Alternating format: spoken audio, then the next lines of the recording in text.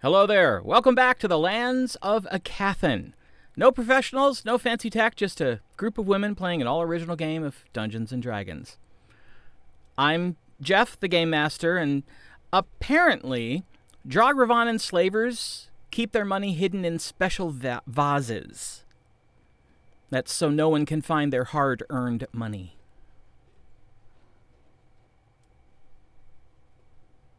No. Crickets. Yeah, that one was a no. No. I liked it. Hard-earned money. Come on. No. What's not to love? You know. Do you want the list? All right, fine. Ooh, ouch. Gonna be one of those nights, ladies and gentlemen. So, well, let's do a quick recap of what happened last time before we dive into the action this evening. Arona Dunshadow, yes, Gwen's cousin, decided to take the four on a tour of the local shops in the Oasis, specifically those that sell enchanted items. And after a few purchases, they returned to her father's home, Gwen's Uncle Renaud, for a homemade meal. They also met Tef Yus, simply known as Tef, the leader of the Oasis community. Over dinner, after bringing Tef up to speed on many of the events of Central Aecathan, including the fact that there is a functioning Central Aecathan, the conversation turned to the soon-to-be-arriving Jogravanan caravan, and Arabelle and Gwenlaren's intention to free as many of the slaves as possible. Renaud, Arona, Gago, Tef, and the Four cooked up a rather ingenious plan that will, if successful, free the slaves and involve no violence whatsoever. I love this plan. The Four then retired to Tasha's mansion, which they cast in Arona's tiny living room, and settled down for a restful night's sleep. So, it is the following morning. You have completed a long rest successfully. And what would you like to do? Well, first... Did we figure out how long it would be before the caravan arrived? Not yet. No. Diego went, I think. First thing I'm gonna do is take a long rest. What? Yes. Relevant abilities have been reset. Love it. Hang out here for a bit. We decided Gwen can get to know her family, and if we need to run errands, we have. No, we were gonna get out some cash and pay for those items that Buy I've forgotten. Ooh, yeah. Yeah, things. The things, yeah. We were gonna buy something that we didn't have enough cash for. Yes. Amulet, right? You were going to commission an amulet, yes. Okay. Yes.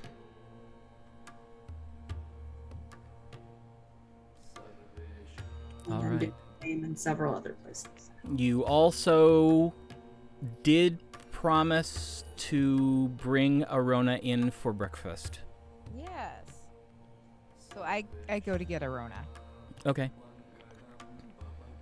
You find her right outside the doorway, sitting on a small bench, fully dressed, bright-eyed, waiting. Ready Well, to go. hello. She leaps to her feet. Oh, good morning. I did not know when exactly you were going to be waking up, so I made certain to be awake early.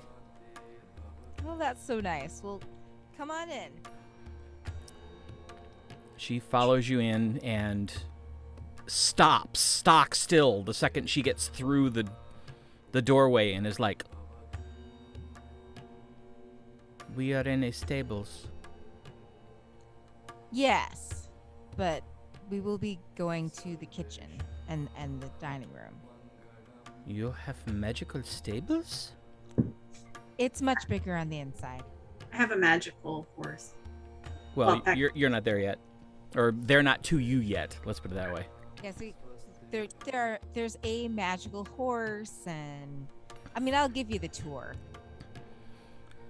I would enjoy that. Please, I will follow you. All right. So I lead her towards the dining room, and I ask one of the is everybody in the dining room, or Well, you mean in the kitchen. okay, is everyone Yeah. in the kitchen? Gwen's in the Great. kitchen, apparently. I am. Okay. Good morning, cousin. Good morning. Welcome to our home away from home. Are all these birds tame? Yeah. Well, Oh, yes. Sort of. They're not really birds. They're more like servants of a type.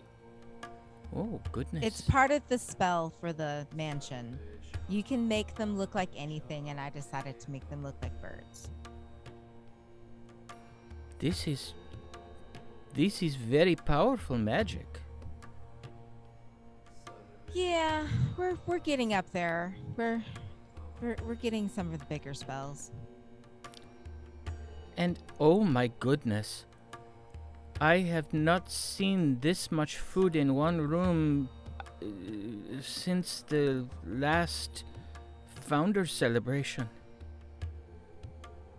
Yes, it Oh. also comes with the mansion. Yes, that's why we thought we'd invite you for breakfast. So, what do I do? Do I just sit and wish, or do I go and get it, or do the birds drop it, Yeah. or... Go ahead and get it yourself. That's probably the easiest part. Oh good, that is the only one that I am comfortable with. And so she makes a point of very slowly walking each one of the tables and taking just a tiny little bit of everything. I sidle up next to her to start filling my own plate and say, I did the same thing the first time I saw this place. It is very strange because it feels like you are in a normal building, but I know that this is a door in my living room. Exactly. You get used to it. I will take your word for that because I do not think that I would get used to it. Well, after a while, you just stop forgetting that this is temporary because every time we walk through the door, it's here. It just starts seeming like the place we stay. So is it always here and you just open the door? It's wherever she casts the spell. So your spell makes this new every time? Yes. And she can change the layout of the mansion or the types of foods that are available. So she has only to imagine it and it comes to fruition. So I could Should- make a fortune with this spell.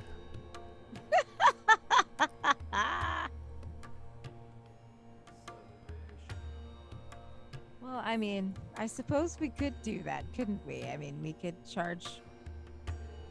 Like a hotel. And Yeah, How long does it last? 24 hours. Oh, that would be an issue. It would, yes.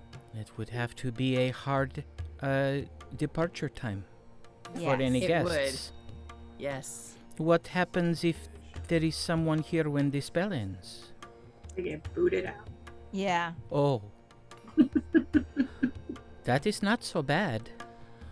Well, at least they Unless don't you're just- in the bath. True, true. That would be embarrassing. But I would probably laugh. I would laugh too. Does it matter where I sit at the table? It does not. So We don't. she picks one of the corner seats on one of the long sides and settles down and slowly begins to try everything.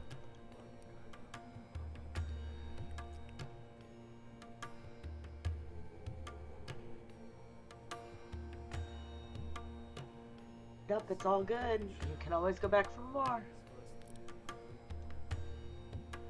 These are some of our favorite dishes, and they're probably quite different from what you're used to here in the Oasis.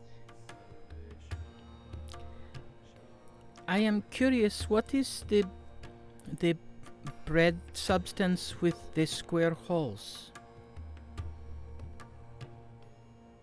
The bread substance with Waffles? The waffles? Waffle. Those are waffles. Yes. Why do they have holes in them? So that they hold the syrup better. But when you cut them or bite them, does it not all spill out? Yes, but it can soak in better that way before you start to eat. They are tasty, but they are messy. Yes. It's true.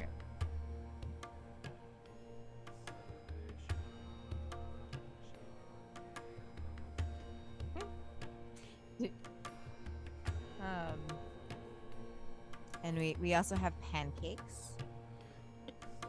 I am familiar with pancakes. And eggs, of course. Yes. And bacon. And most of the meats I recognize. There are some of the fruits that I am not familiar with. Oh. This, and she points to a slice of apple. Oh, that's apple. Is that what pineapple is named after? Probably. Why would it be called just apple? Are there other kinds of apple? There's lots of kinds of apple, but I think probably pineapple is named after apples. I wonder why. I'm sure they just saw that they looked like pine cones, and What is a pine cone? oh, a pine tree is always green. It never it Well, palm trees are always green, at least on the top. yes, but pine trees are green all the way down.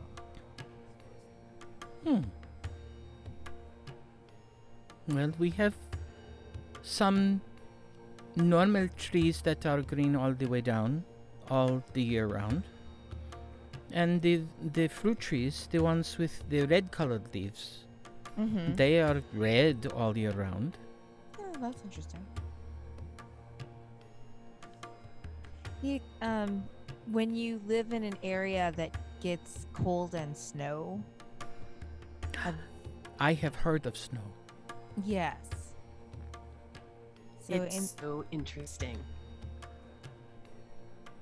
in those areas, trees often lose their leaves and go dormant during winter, but pine trees do not.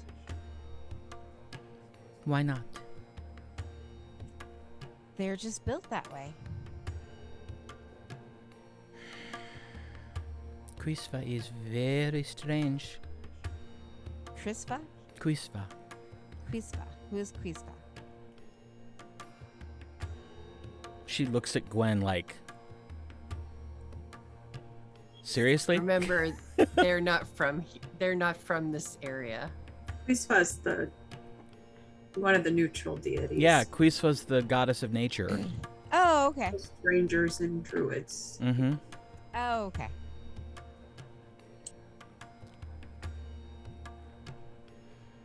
We don't deal with that one that often. But Gwen deity, right? Gwen, are you not a ranger? I am, And So I do, they do not listen to you. That's probably true. Some of But I've that. also been palling around with Costas. So We hear more about Costas because he taught her how to swim. The mischievous imp? the god of mischief, yes. And this does not cause harm to your relation with Kisva? I hope not. I hope that Guisfa remembers or understands that I can appreciate what each of them brings, and I don't see them as in opposition to one another.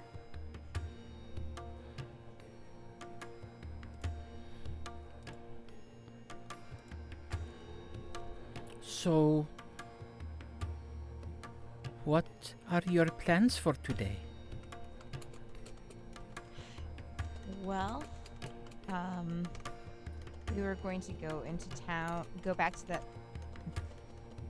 the store that made magical items with the dwarf. Oh, yes. And we were going to commission that amulet. And hopefully, we can talk to Tef some more about the plan to save the slaves from the Jogravanan.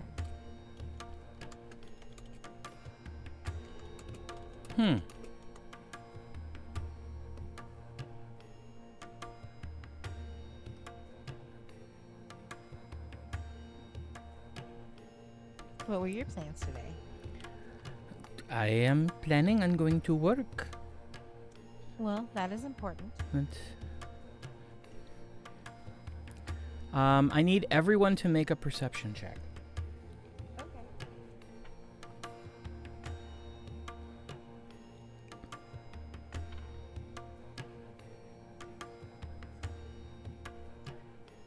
I have left all of my dice somewhere Oh. else. Oh.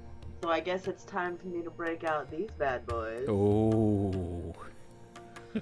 Super sharp, sharpity sharps. Just roll them gently. I know. On paper. Natural one. You need to warm them up. Warm them up. I Yeah. got 27. 30. Leslie, you're muted. 24. 7. Okay. 7. Arabelle, Yes. you hear something that at first you just dismiss because, well, based on where you are, that would be impossible, right? But it continues, and it almost sounds like someone knocking on a door. I go get up. I think I hear someone. Be back Is there someone else here? at the door. You can knock on this door? If you can find it. Can we look out without them looking in? No. It's probably maybe Cannon followed us. He would know where we were, but. Or someone who would be in your house, Rona? I do not know. Perhaps my uncle, but how would he find the door? I am not expecting anyone. I do not live with anyone. Does your father ever come over? Seldom. Okay. Well, I take my sword and I go to the door. Okay. And I open it. And you see Gego. Oh! Hi, Geiko. Please come in. I sheath Good my morning. sword. Thank you. Walk her back through the stable. You were just having breakfast. Ah, I have already dined. I caught a rather fascinating animal on my way back from checking on the caravan. I'm not entirely sure what it was, but there was a lot of it. Oh my. It was an interesting snack. I would repeat the experience. Would recommend. 8 out of 10. I wanted to let you know that it appears the caravan should be showing up around midday. Oh. I would estimate, at the rate of speed I assume they will be traveling at, it should take them another 4 or 5 hours to reach the Oasis. And then, of course, they will have to set up and secure everything before sending their delegation in to collect the water.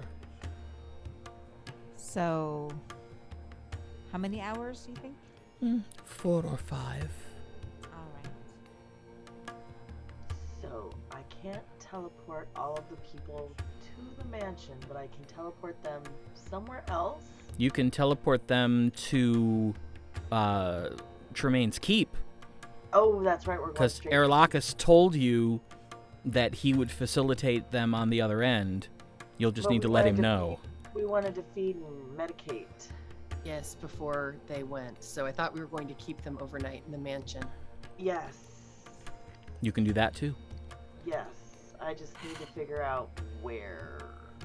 I guess we could go. So here's the thing. If we keep them overnight, might that be too tempting for the Jogravanan? Wouldn't it be safer if we just send them straight to Tremaine? Well, it's not like the Jogravanan can take them. I don't trust them. Well, what I was going to say was transport everybody back to the dragon's cave. Oh, okay. Can't do that. There's no teleportation circle there. And your teleport spell can only take, 8? Oh, that won't work.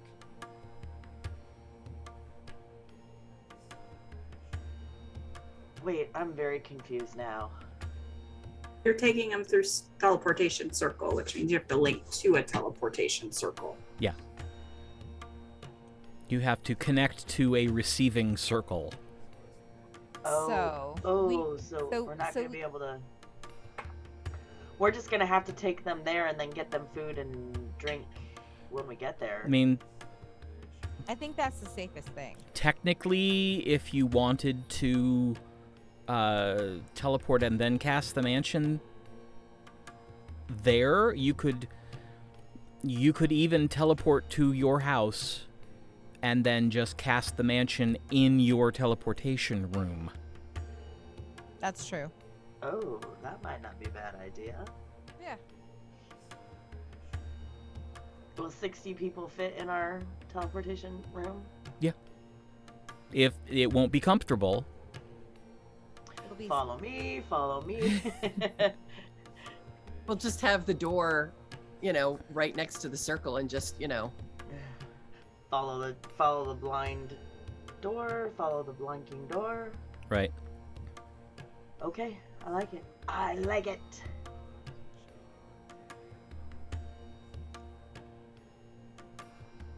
So, not so bad. Okay, so we're going to get the people, teleport them straight to our teleportation circle in Thunder's Edge, set up the mansion, tend to, feed them, get them cleaned up, and then turn them over to Tremaine.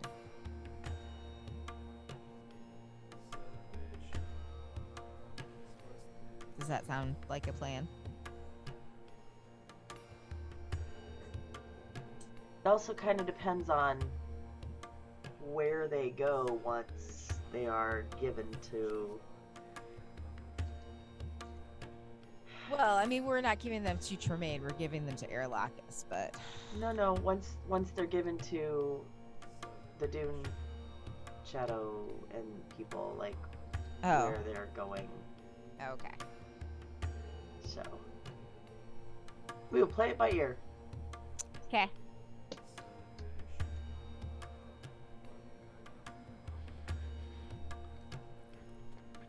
Well then, I won't stand in your way. I will, of course, be available as eyes or ears. I will not be able to intercede directly if hostilities arise. Of course. Of course. You have been so helpful in this endeavor. We really appreciate it.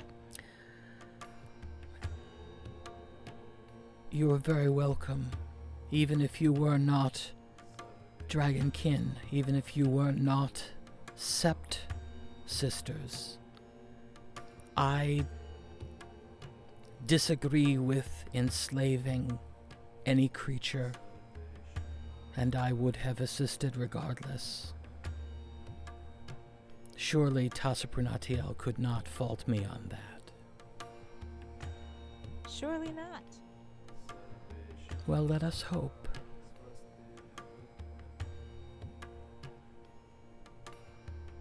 That does bring to mind a question that I will need to ask her.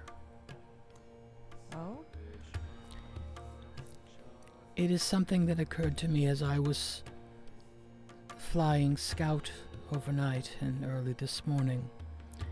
It is a bit of a sticky technicality, I think, and something that the Council of Seps is going to need to rule on, and that will be with you in attendance as well, Zoreth, as representative of the Mithril Sept. Oh boy. But we have a standing tradition that we do not interfere in the affairs of other races. That is why I cannot get directly involved. But you are not just other races, you are a sept.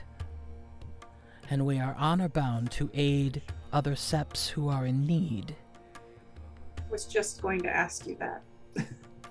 So I do not know which rule takes precedence in this particular situation.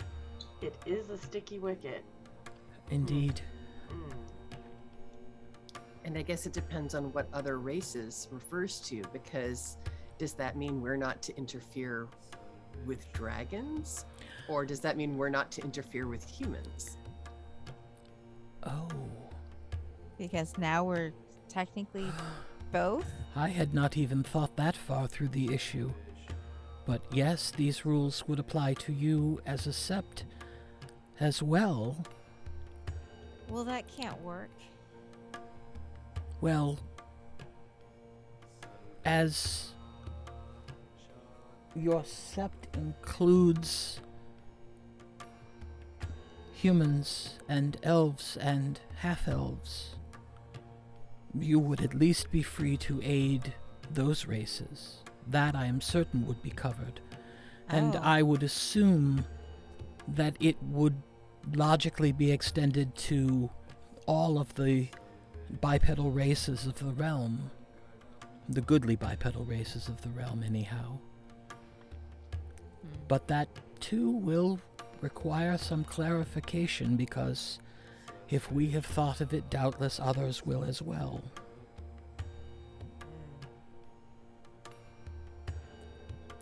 I can see... It's best to be clear on rule. Yes, and I can see that we're going to have to convene a sept council sooner rather than later. Yes.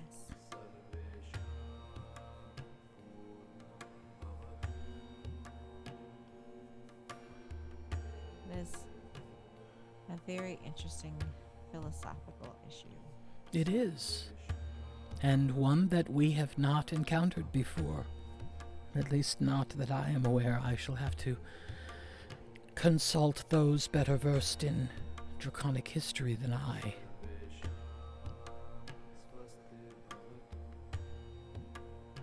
much to think about. But that is for another time. For now, we will interpret the rules as best we can and try not to break any of them.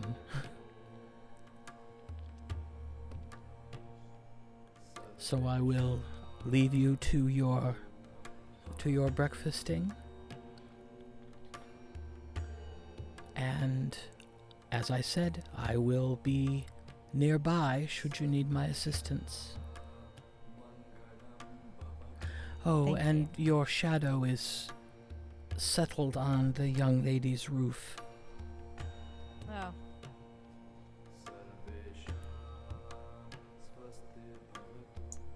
I'll see if he wants to have breakfast, even though he always says no. I think we should just start leaving food out for him. Well, we can't take it out of the mansion. So Oh, that's true.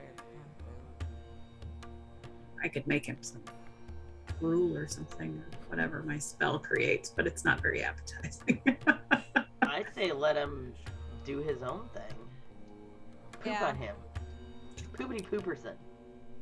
He knows how to get a hold of us at this point. If you wanted food, he could just ask. I tire of offering kindness to those who rebuff it.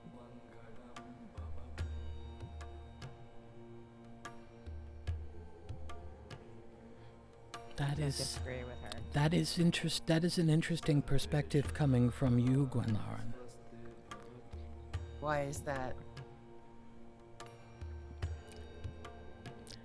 I confess I have been curious, so I was listening to the elf's thoughts.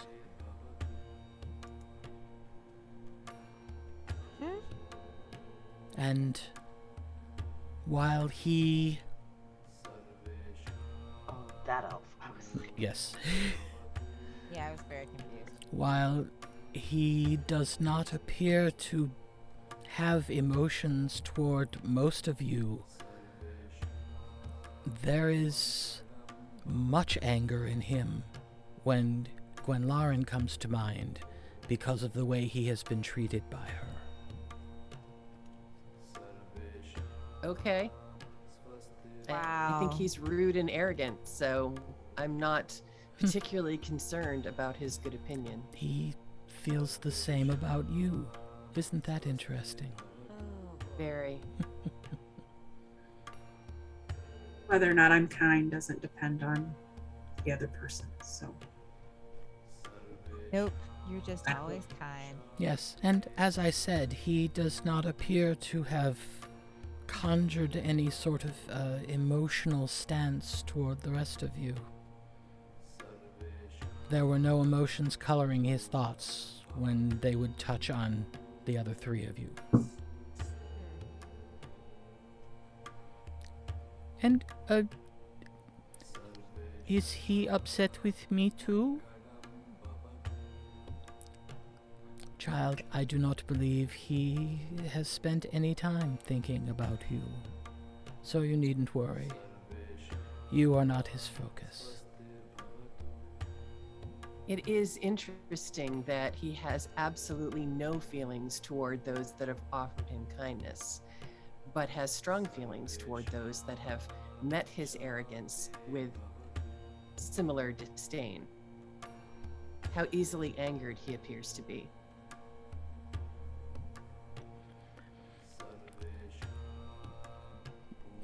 I will say this, and then I will speak no more, for it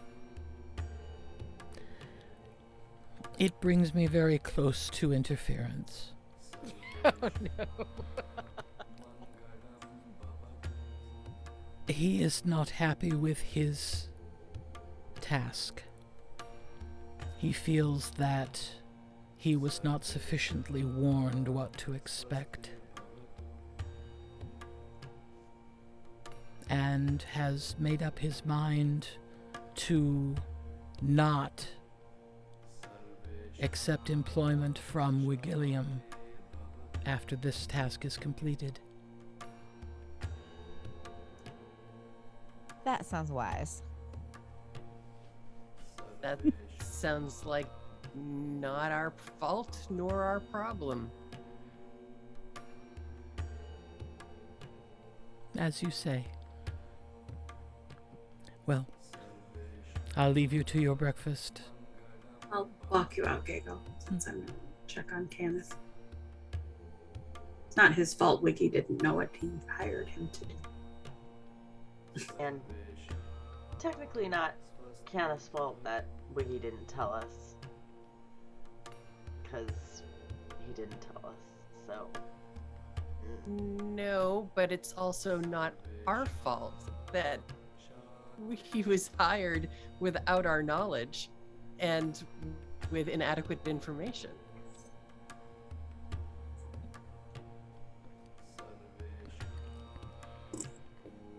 Diego stands up and waits for you, Maribel. Yep, she follows. Thank you for your time, Gago. We really do appreciate it. Of course. It makes sense for me to renew relations with the Oasis. And who knows? Perhaps I will be the first of the Septs to make contact with this culture to the west. Oh, yes. Traditionally, we did not travel there, as that was historically the domain of the gem dragons. Oh. But to my knowledge, they are no more. So perhaps it would not be a breach of protocol for us to make contact now. Precaution that the Metallics took with Tasha Pernatial before the conclave of getting someone out, would they have done something similar with the gem dragons, do you think? Could there be one somewhere? I suppose anything is possible, but if that person is also hidden in their own mind, I do not know how one would find them or assist them in remembering, or if they would even want to. I am not certain that I would want to go through life being the only one of my kind. Yeah, it's a little different than what happened to... Yes.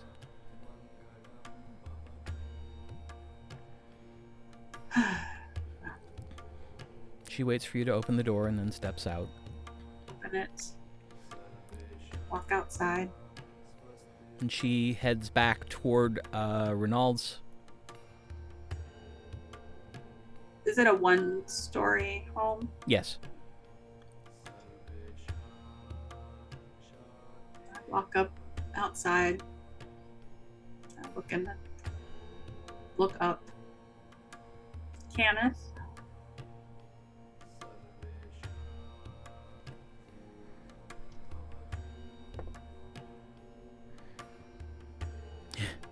You see a palm frond slide down the roof. Would you like to join us for breakfast?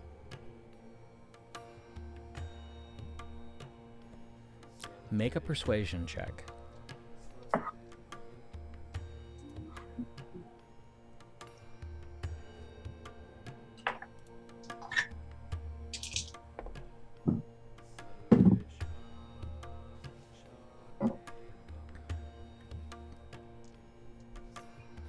Uh, 30.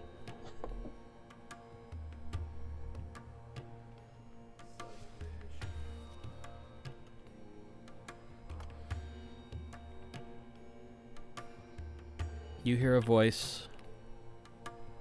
I've eaten, but thank you. Planning on staying here, I believe, for the day. No travel planned.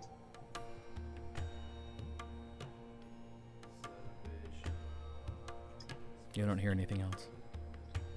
Go back inside.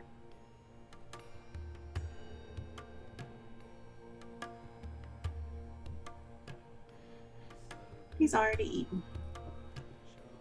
Uh-huh. But he did answer. That's progress, I guess. Oh, thank goodness.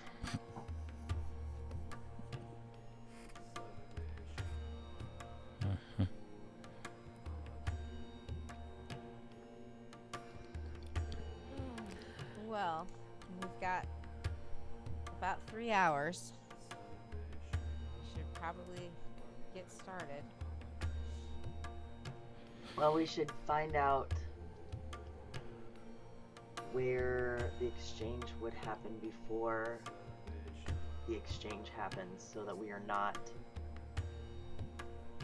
in the line of sight. Right? Yes. I can't remember her cousin's name. Arona. Arona. Arona, do you have a empty building in town that would fit 60 people comfortably? Oh, I do not think so. We do not have any empty dwellings. They are built only to house those that live here, or if you stay at Drigo's, there are 8-9 beds, but that is all.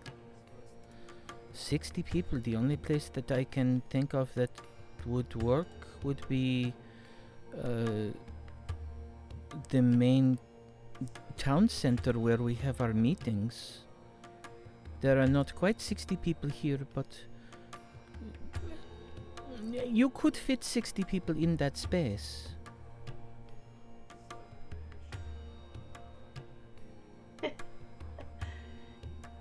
Okay. Is this where you're planning to cast?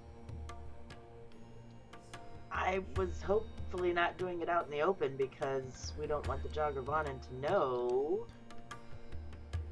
at all. Oh, how much room do you need to cast your spell?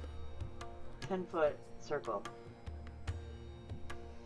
But it has to be all together. Uncle's shop. If you cast it in the section that he has for testing, that he uses to shoot, then I think there would be sufficient space there. It is not permanent, right? Right. No. Correct. I am certain that he would be willing to help.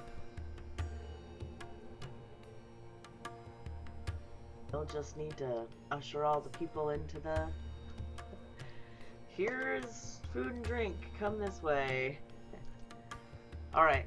Sounds good. We'll have to talk to your uncle. And I should probably go and open this door. So, let me know if you are able to make this deal, and I will be happy to receive the money for the potions for the travelers so that they may get their water.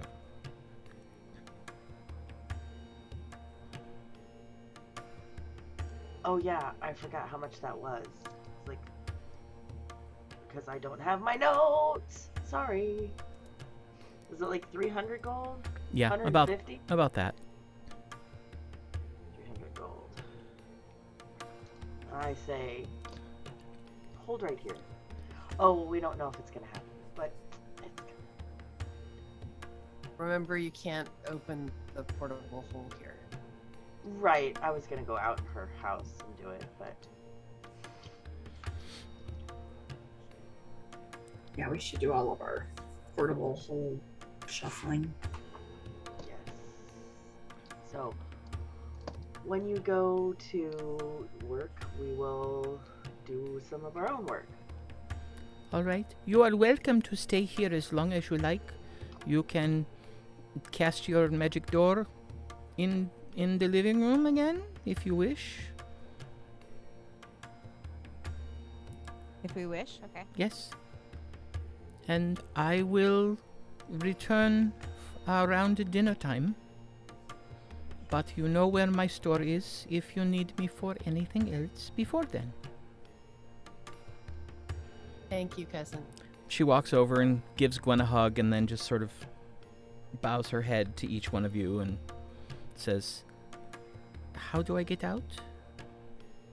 I will take you out. Ah, thank you. I just wanted to verify. Her dad is the owner of the shop, or is it her uncle and Gwen's uncle? I'm very confused. Well, it's her dad's shop. And Gwen's uncle. Yes, and Gwen's uncle. She was. Okay. I just wanted to make sure. She was. I was like, she was speaking. She was looking at Gwen when she said uncles. Got it. Sorry, that was my fault. It was not your fault. Nope, I wasn't clear. All right. So she bows her head again to you, Tasha, and goes into another room. You can hear her picking up some stuff, and she's carrying a few things, and she heads out the door. Tasha, make a perception check.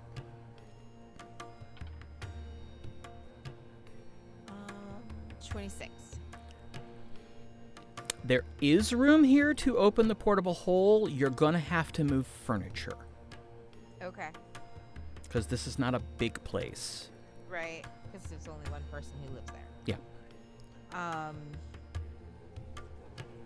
So I go back inside and I say, we can use this for the portable hole, but we're going to have to move some of her furniture.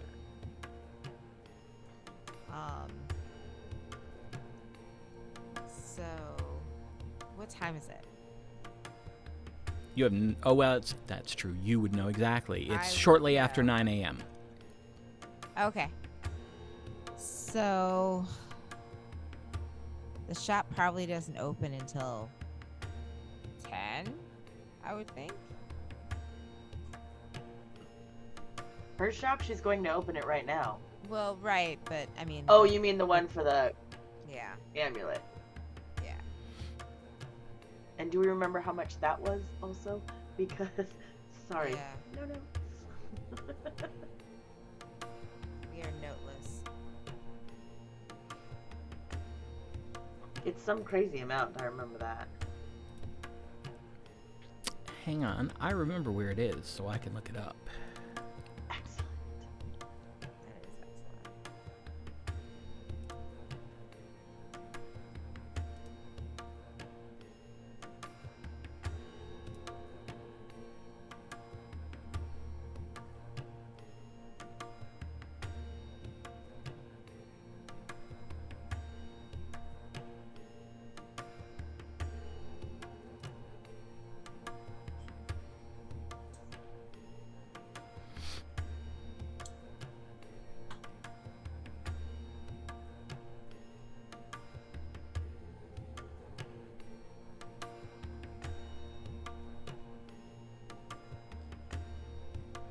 I might have spoken too soon. I thought I remembered where it was. Right? It was like 25,000? Some crazy number like that? How much money we had? No. For... How much the amulet? Yeah. That was 1,600 gold pieces each, right? And we were going to do one at a time. Yeah, 4 days. Yeah, 4 days of rest when we 1,600 gold pieces. Because what I have written down. 6,400? Or no, 600. It wasn't 25,000 for sure. 600. Yeah, 600. Yeah, that's what I have. Sorry, I What? thought I in thought a box. I thought it way was a more expensive than that. Nope. 600 gold, 500 for the creation cost, and 100 for the materials. 600 sounds great. And it takes four weeks. 4 weeks. Like yeah. 4 5-day workday weeks. I remember that part. So we're gonna try and have 4 different shops do them, so we have more months. Right.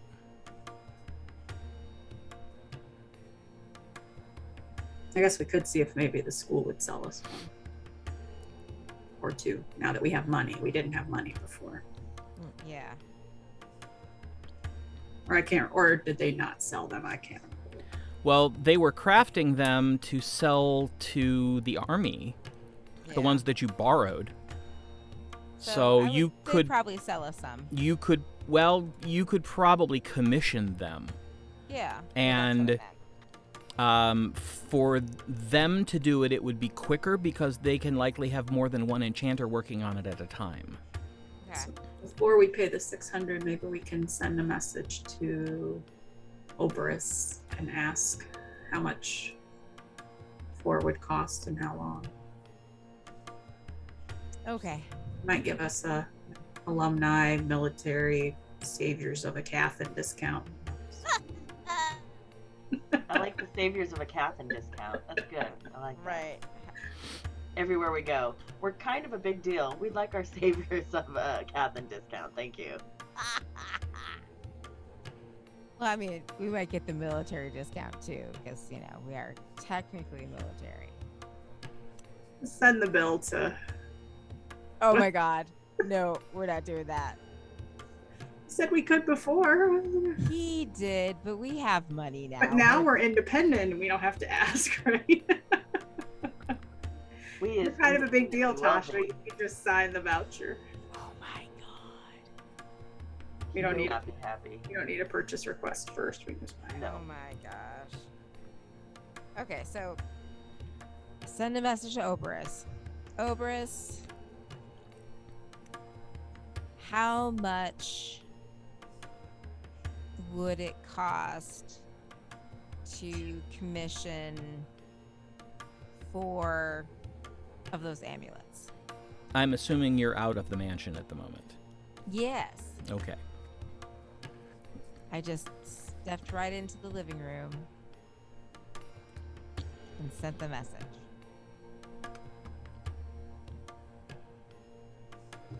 Well, hello. The going cost for magical items of that level is 500 gold pieces per item plus approximately 100 gold pieces or more for materials, depending on what you want it made.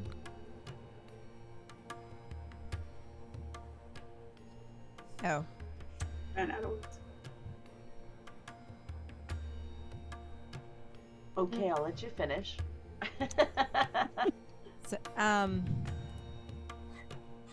So I say, it's gonna cost about the same.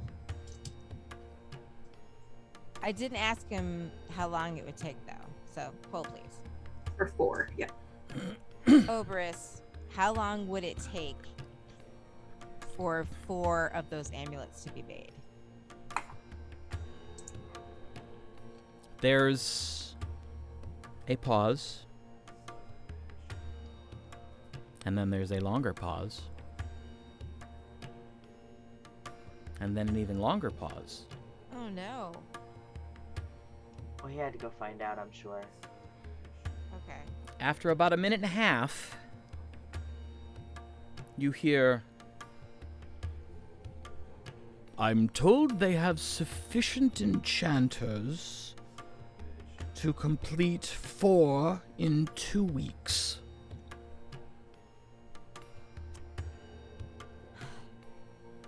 Oberus, please have 4 of those made. We will bring you the money sometime soon, before 2 weeks are up. Very well. I will communicate that with the lead enchanter. I hope you're having fun. So, we can have 4 made in 2 weeks for the same rate. So we might as well just do it that way.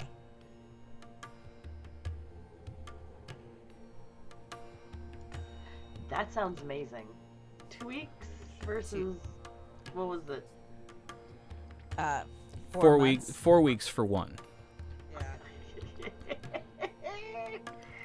Zorth, make an Arcana check.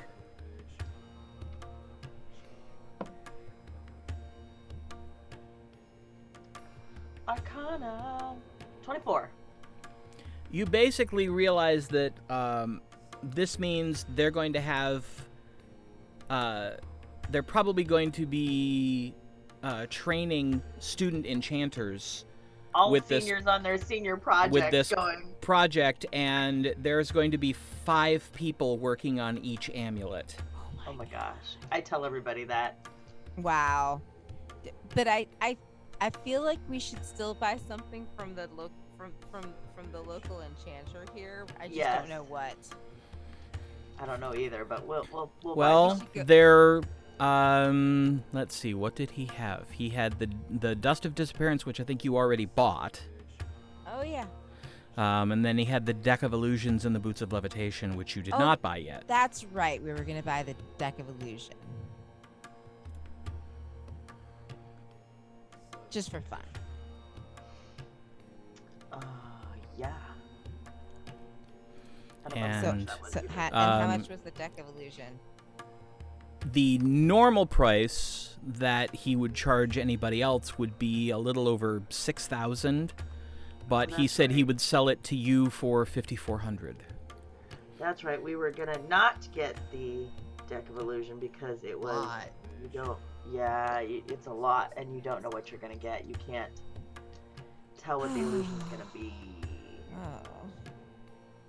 Well. But there's also the +2 light crossbow as well. Oh. That you were looking at. Somebody had the Yeah, Renaud had that. Right. And Renaud said had that the +2 crossbow. That it was normally he would charge over 1,000 platinum, but for you he would charge only 850 platinum. Oh, that's right. Yeah, I don't need that one. I guess I can get the +1 crossbow from the local enchanter, right? Yes. And how much was that one? 900 gold. Does he have small things? Okay, so. Also remember that you also commissioned a set of sending stones from the local enchanter as well.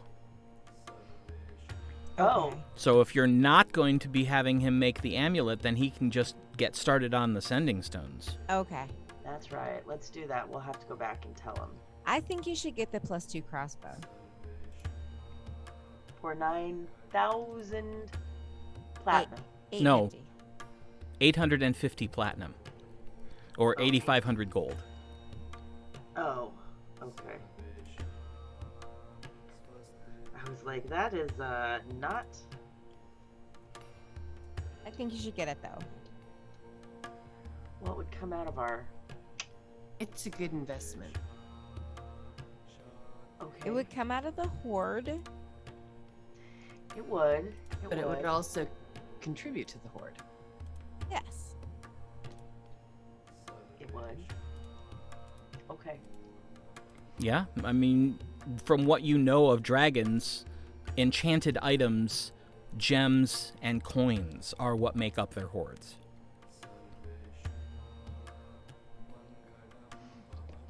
Well. And think of what you found in the Dracolich's cavern. All right. Yeah, that's true. Okay. Okay, so that brings me to... Did we find magical items in the hoard? You did. We did, and we sorted them out. Okay. But that is... Were there things that we didn't sort that we decided to just leave in the hoard? Yeah. Well, you got a second Rod of Resurrection. Okay. Well, we want to keep that. Yeah, and then there was the Ring of Fire Elemental Command that Arabelle took. No, you took it all with you. Yeah, we left 0 things there. It is all... No. What I meant was like, are there magical items that we have that we could sell? That's where I'm going with this.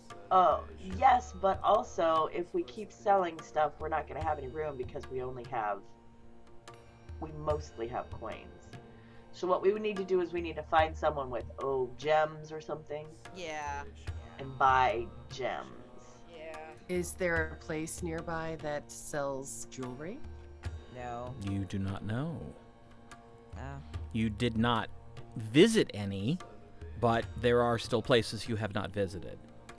Did we talk about that last week though, where we said it wouldn't be here? Felt Right, like we Law did. or Thunder's Edge, probably. Right. Yeah. That kind of inventory.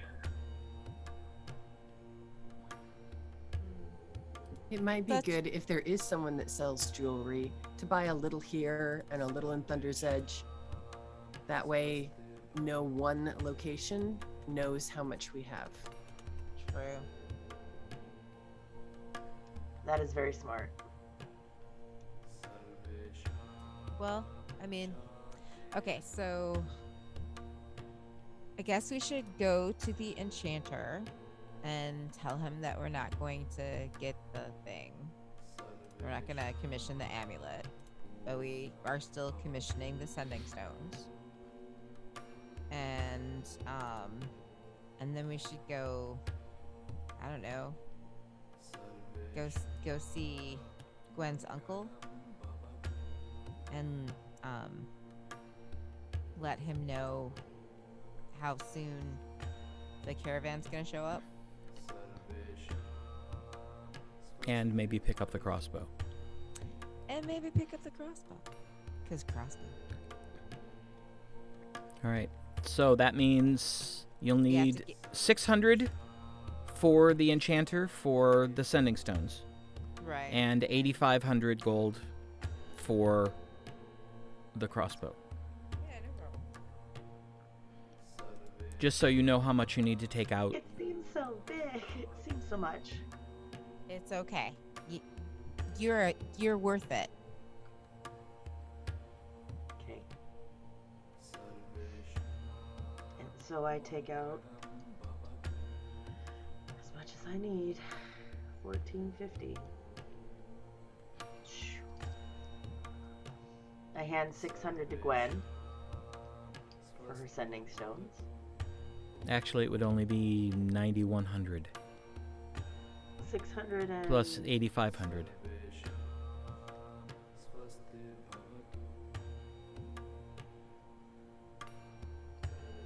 Oh, 600 and then I'll take out 850 platinum, I guess. Okay. If we have that many in platinum, I don't know. I think we do. I think so. I'm pretty sure, but I don't have my notes. That's all right. Ugh, I'm pretty so sure annoying. there's enough. All right. I hand 600 gold to Gwen, and I take 850 platinum for myself. Okay. In a big ass bag. I need to get some money too. You need some money too? Yeah, I have 1 silver and 17 copper. Oh. I'm How out much would you like, my dear?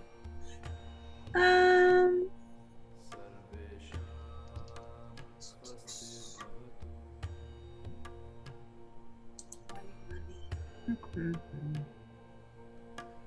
I'll take 10 platinum.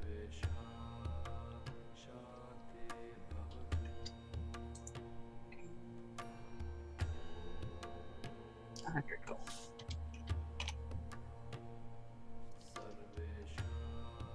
$10 platinum and 100 gold? Yeah, that'd be easier. Done. Done and done.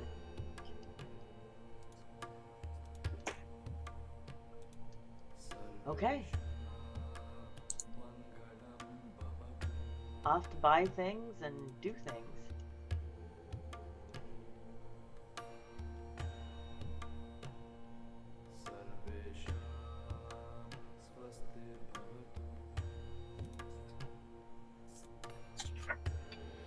All You right. go.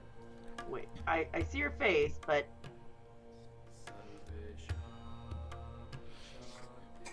All right. So where would you like to go first?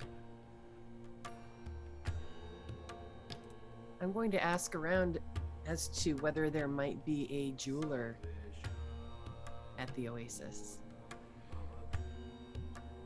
Okay. Who are you asking? I'll ask our friendly local bartender. Oh, jeez. Oh, so you're going to the Delirious Traveler first. Is that far? Nothing is far in this oasis.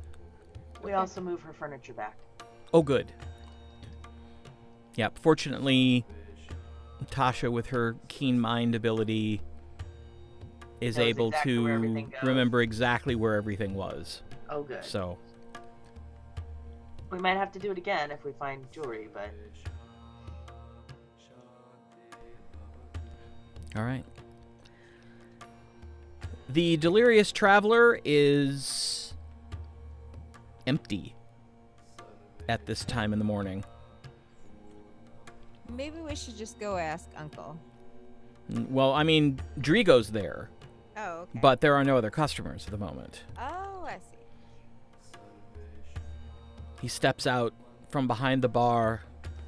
Welcome, friends and family, I hear. Indeed. Well, it is an honor to have you here this morning. What can Drigo provide for you today? We're not here to slow you as you prepare for your busy day of business, but I did wonder if maybe you knew if there is a jeweler here in the Oasis. Oh, no, unfortunately, that is something that we have not yet secured for the Oasis community. Okay. Well, thank you for letting me know that. If I run into anyone who is looking to sell jewels, I will keep you in mind. Thank you. Enjoy the rest of your day. And to you as well. Okay, so we'll leave and head Yep. to Uncle's shop so that you can Yep. finish your shopping. I am there about to knock on the door and see if he is available and the store is open. Oh, yeah. I go in and I tell him that I am very interested in the +2 crossbow. Excellent. I am pleased that it is going to go to someone whose skills are worthy of such a fine weapon. And I pass over the 850 platinum. Okay. And he brings down a woven box and opens it up and lifts out the crossbow. It's gorgeous. Deep red stained wood and what looks to be silver hardware. I like it. And I am also pleased to include, for friends of family, 10 extra bowstrings. So when they snap, you have substitutions. Nice. Sounds wonderful. Please remind me, since we are without notes, we had asked him about other weapons, right? Longbows. Yes. And he told you that he has a longbow that has a first rank enchantment on it. And he does have arrows. 20 arrows that have first rank enchantment on them. He already placed the arrow of dragon slaying into your custody. Right. So he says this is all he has at the moment. Okay. How much are the arrows with first level enchantment? For you, niece, I will sell them at cost. So 75 gold pieces each. Okay. I think we can manage that.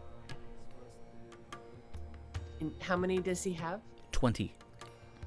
And they're 75 each? Yes. Okay. 1,500 gold.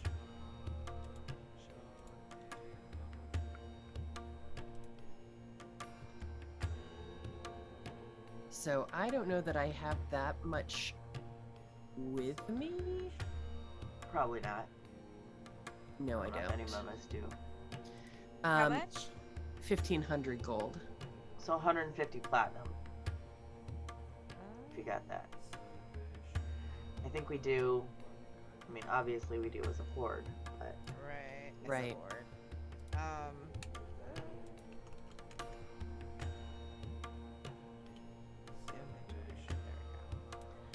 so we'll come back with that. I have 50 platinum, so that I have with me. I have 368 gold. And 44 platinum. I guess we'll settle up in a Yeah. bit. Yeah. I will set them aside for you. You may come and pick them up whenever is convenient. Thanks. Would And you- that's something where I would add +1 to damage, right? For any And to hit. and to hit. Okay. As once you add them into your inventory, it'll do that automatically. Yeah, Got it's it, just thanks. crossbow bolts, comma, and then +1. Yep. Because I have one. Or no, they're not crossbow bolts; they're arrows, right? Right, but same thing. I think it's just bolts. Would you like this crossbow to perhaps enchant something else on it? Was it just a regular crossbow? Yeah, Regular light crossbow? yeah. I don't know if that's something. Hmm. Well, I would be happy to take a look at it. Okay.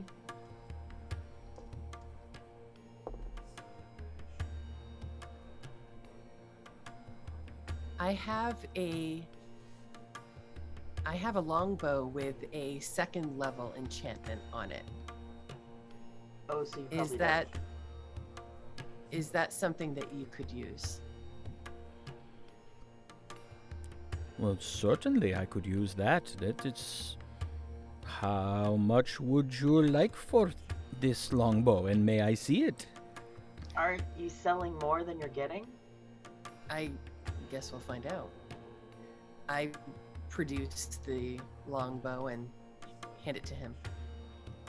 Okay. I'm very confused. I thought you were getting a longbow +1, and you are giving him a longbow. No, plus- she's getting arrows +1. Oh, and you've got something better than the longbow +2? Holy crap. Woo. I was panicked for a hot second. I was like, whoa, that's a bad idea, but woohoo! Or we can, yep, okay.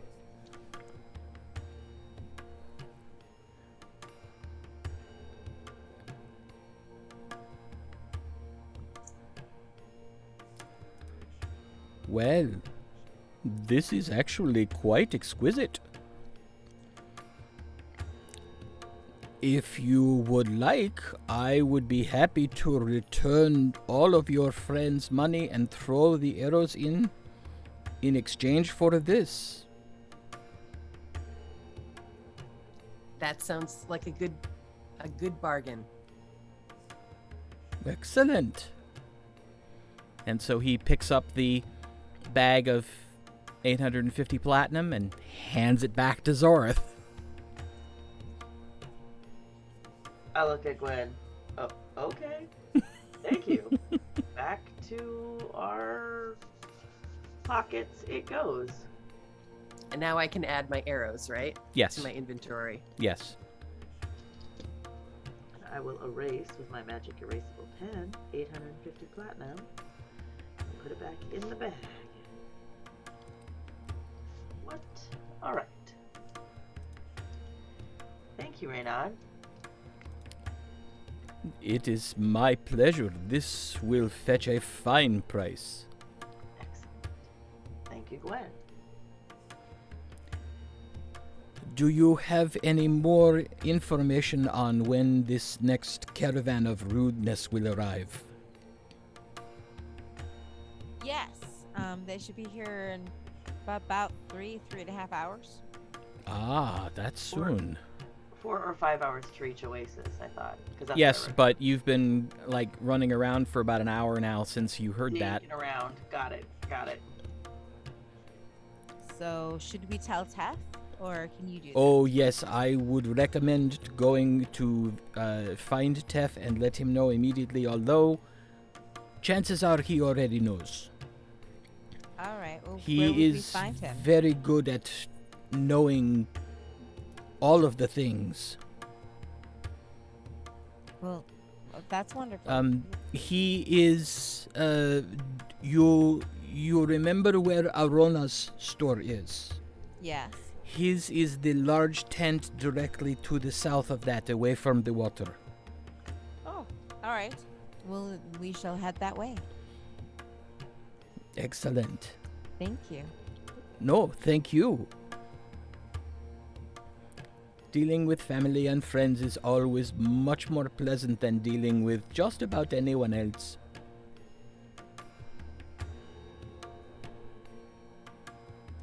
Thank you, Uncle.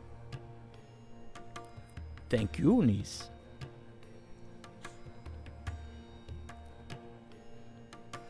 So we head towards the tent. Okay. To get there, you walk around the southern end of the large open clearing, which is obviously this meeting space that Arona was talking about. And find your way to a fairly nice house. Same sloped roofs as everywhere else, but this seems a bit more kept up. Okay.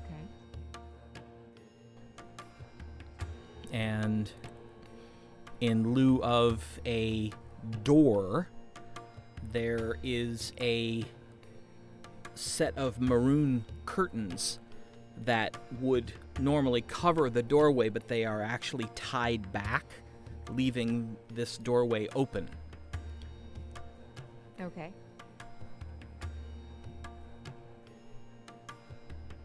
So I don't know how to. I announce our presence. Tef. It's Gwen and her companions. Are you there? And you hear a voice from the back. Oh, come in. I'll be right with you. All right. We mosey in. The room you enter is festooned with pillows. But All right. large pillows that are set all over the floor.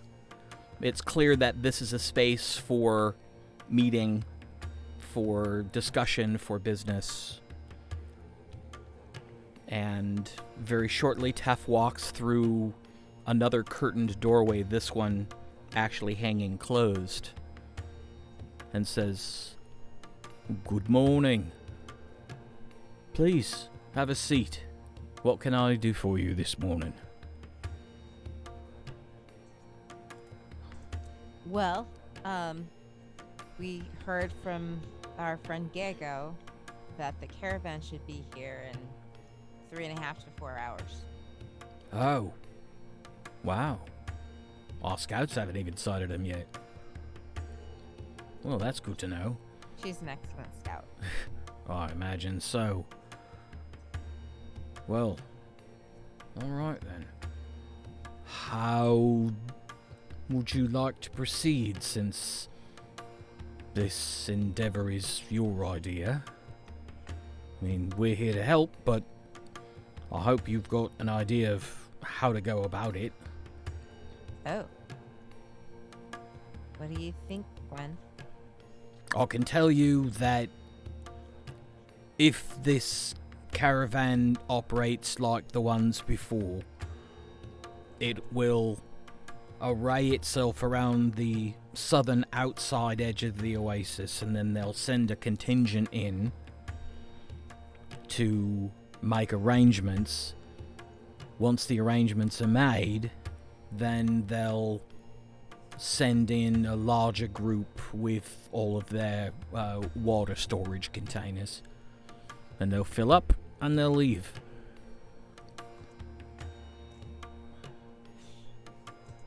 Well, I don't know. What do you think, Gwen? Well, who will be meeting with the delegation that they send? Well, usually me. Since I know they're coming, I put myself in their path, make the arrangements, and then escort them to the Delirious Traveler, where they purchase the potions that we have gone to fetch from Arona's shop. We don't expose them directly to her, as she's the person who makes them. We put a buffer in between these folks and her. Should one of us negotiate with you?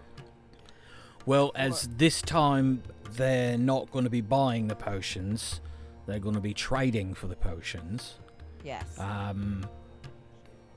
If one of you wanted to be there, that of course is acceptable. I know generally what you want to do. You want to trade water access for all of their slaves. Yes, and we're willing to pay for the token. Right.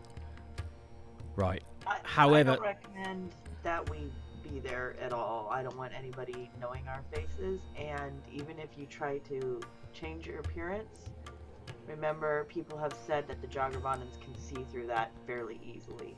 That's true. I think it would be best if they have no idea we're involved. Yeah. Shoot, we forgot to ask Reynald about using his shop.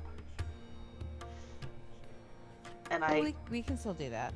Yeah, I say to Tef, hold on, I'm gonna run back.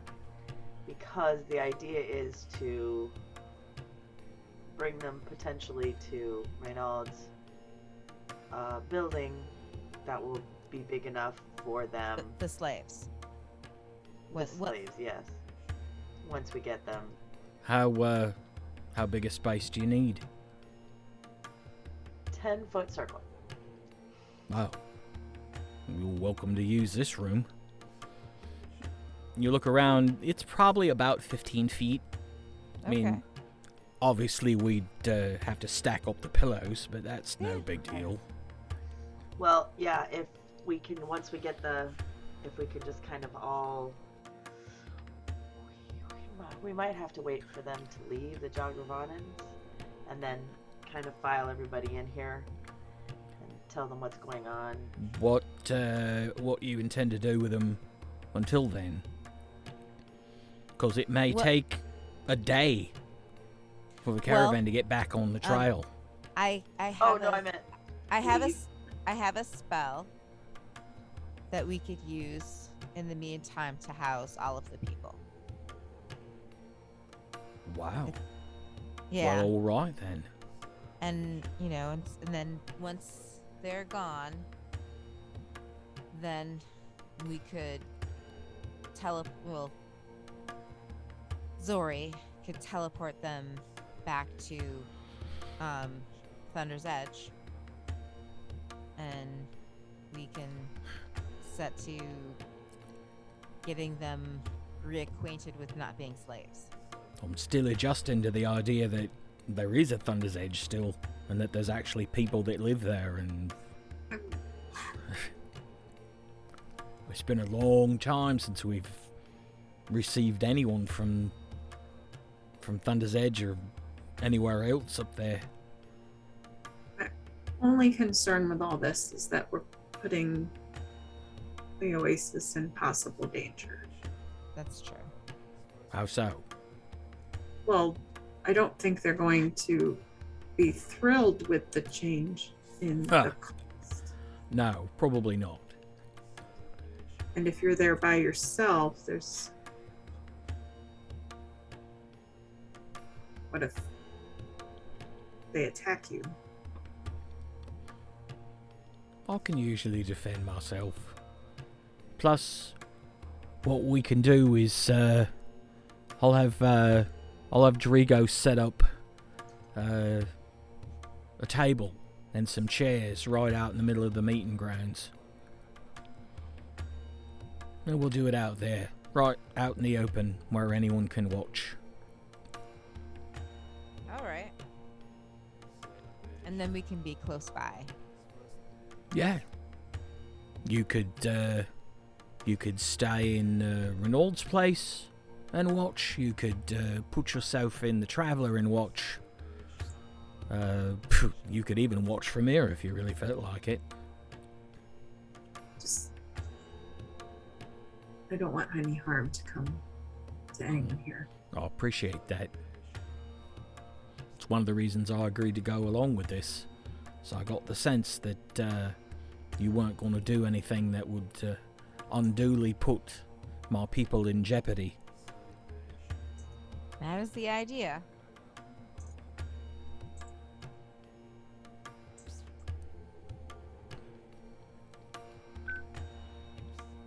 Right, well, in that case, might not be a bad idea to have someone else intercept him and bring him to me. Let me already be there. Who would that person be? Oh, I could ask Renaud to do it. He wouldn't mind. He's dealt with him before, and he's big and imposing enough that, you know, at least they'd have a thought or two before they tried anything. Okay.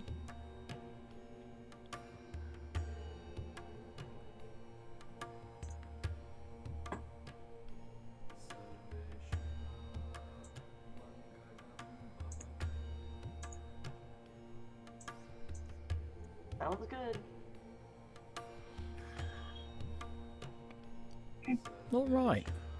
Well, then I'll go get my meeting visitors clothes on and go talk to Drigo and get that all set up.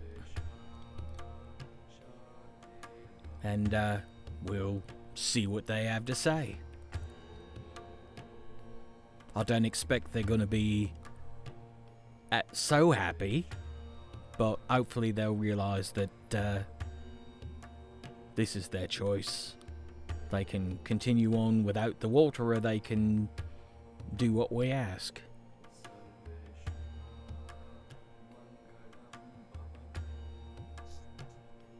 Hopefully it will be that simple.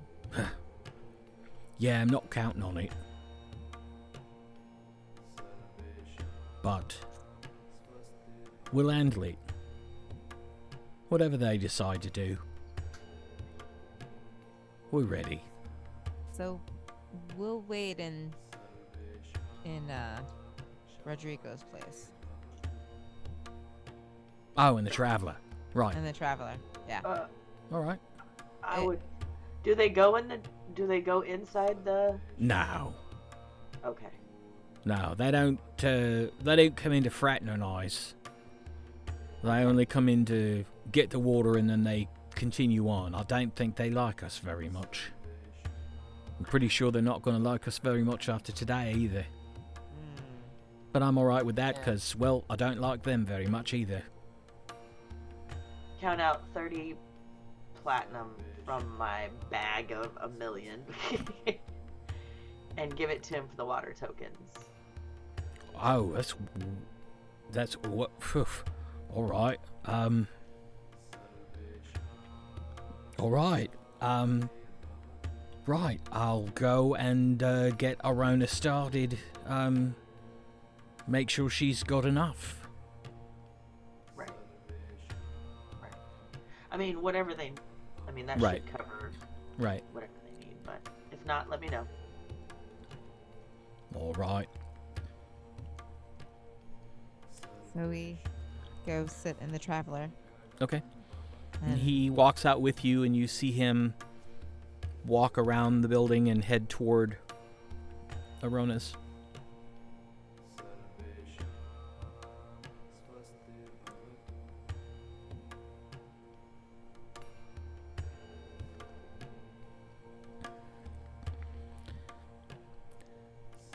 There are a few people in Drigo's at the moment, but not many. It's still fairly early. But he says, welcome back. Please sit wherever you would like. And can I bring you anything to eat or drink? What time is it? Probably about 10 in the morning. Just something to drink. Do you have coffee or anything like that? We have a delightfully robust tea that I think you will enjoy. Tea it is.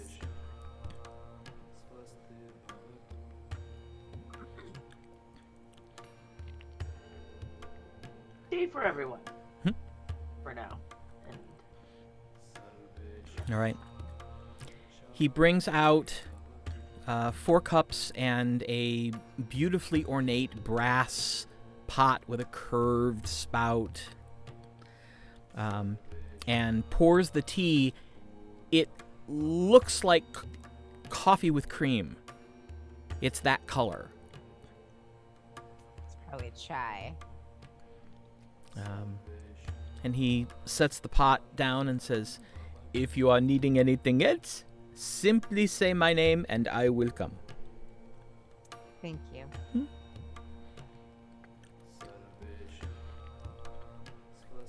It's only a few minutes later that Tef walks in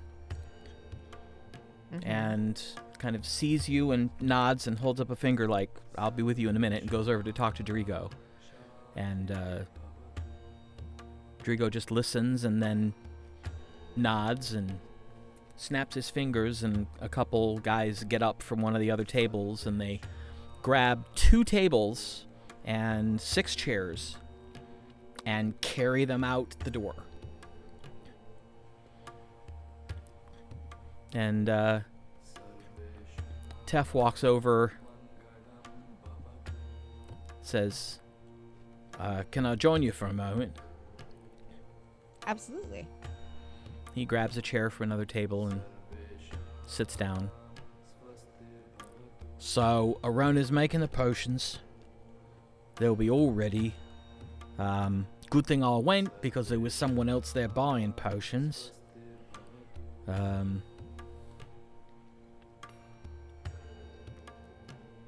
You're sure they're not here yet?" I don't think so. Alright.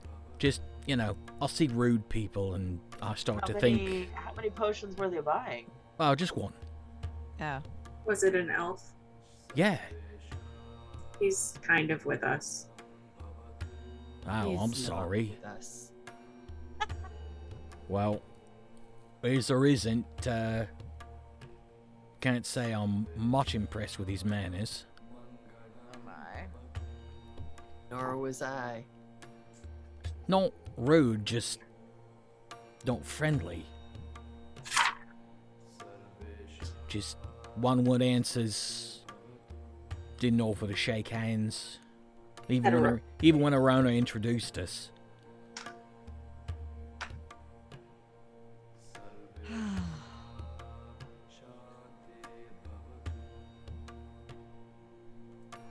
I don't think he's very happy with his circumstances right now.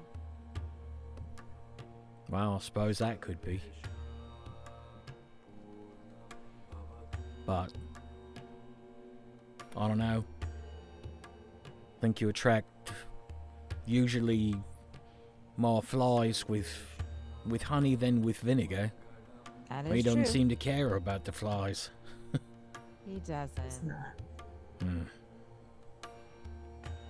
Well, let's just say I'd much rather deal with you ladies. Ah, well, thanks. No problem. Alright, well, I've got a little bit more work to see to, but Drigo's getting the table set up, and my scouts will let me know when they actually enter the perimeter, and I'll go set Renauld in their path and then head to the table and wait for them to show up. Sounds All right. excellent. at this point, you have probably about between 2.5 and 3 hours to wait. Do you want to do anything in particular during that time, or do you just want to sort of fast forward to when they get here? I think we should lay low. Well, I thought we were gonna just wait in the restaurant. Right, but not move around where we could be sighted. Right, just sit in the restaurant. Okay.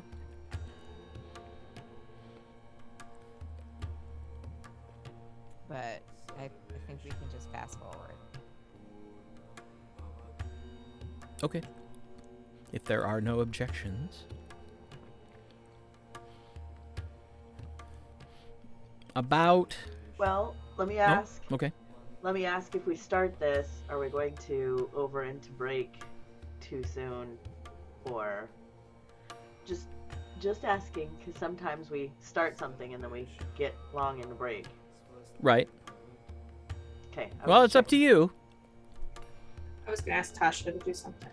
Oh, what? Can you message Wiggy again and ask, unless we already know this, I can't remember for sure, what the terms of his, like, how long his contract with Kenneth was? Right, do we want to buy him out and be like, here's some money, go away? I don't know if we can, but I mean, it's. Or just ask him to recall him? Oh. I don't think you can. Like, maybe. I don't know. Maybe. All right. With the terms of his agreement.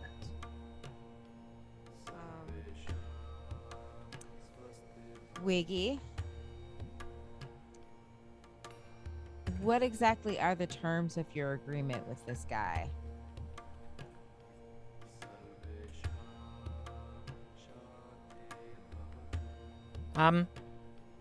Hi, Tasha. I hope you're not still mad. He's supposed to keep an eye on you while you was in the desert.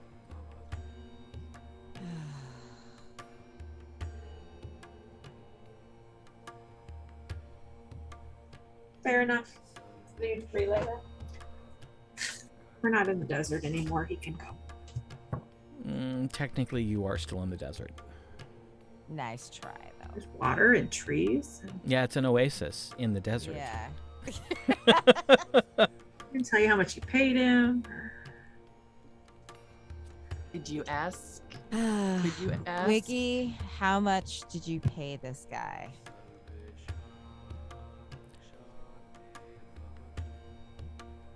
Gee, I'd We won't- I'd rather not have to say, but I don't expect that you're gonna let me. So, 2,000 gold? Jeez Louise. I seriously You guys doubt are for that a he year. will allow himself to be purchased out. No, I Sounds know, good. like, what kind of money is Wiggy making in this little... Well, Well, you got to remember, he's got everything he, earned or stole when he was working for Viessa. Right. And that's been years.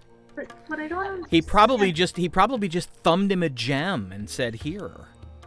Right, but like, did he tell him how long we could be here? I mean, we could be here I months. don't think he did. He agreed to watch us for as long. Wow. So this was poor negotiating on everyone's part. Well, theoretically, Wiggy got a great deal, potentially. Yeah. Oh, good goddess. So, can I use my spell to try and find Kenneth? Sure. Can you ask Wiggy if he can end the contract prematurely? I don't think she has many more sending spells. Yeah, she's used Quite a few. 3, 4. Yeah, we don't want it in case we have an issue. Right. All right, I will cast my locate object. Okay. He's overhead. Above this place. Yep. I tell Is it far, or? No, he probably is just hovering, about 30 feet above the top of the spire of the place. Walk back outside. Candace, can you come down so I can speak with you for a moment, please? Make a persuasion check.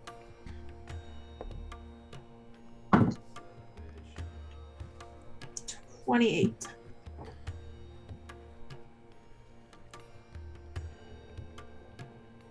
How long do you want to wait?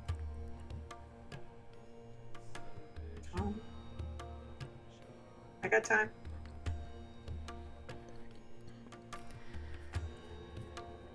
After about 3 minutes, make a perception check.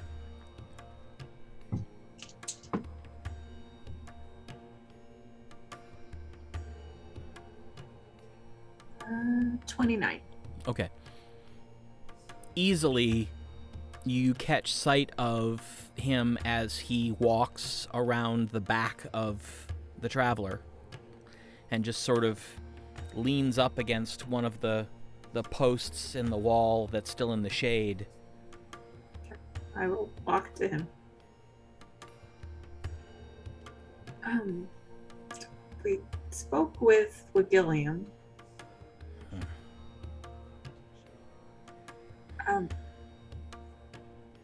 He told us the terms from his point of view, but did you really agree to just stay out here with us no matter how long we're out here?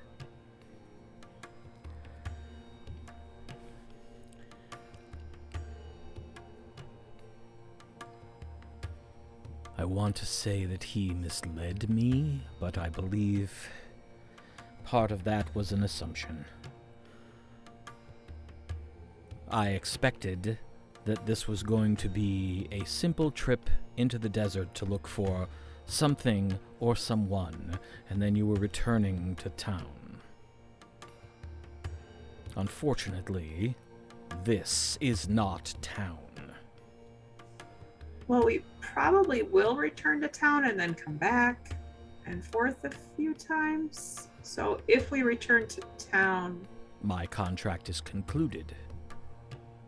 Even if we come back out, it doesn't matter because it's not that we would continue, right? Correct. I would have to be hired again, and I will not be accepting commissions from Wigilliam again.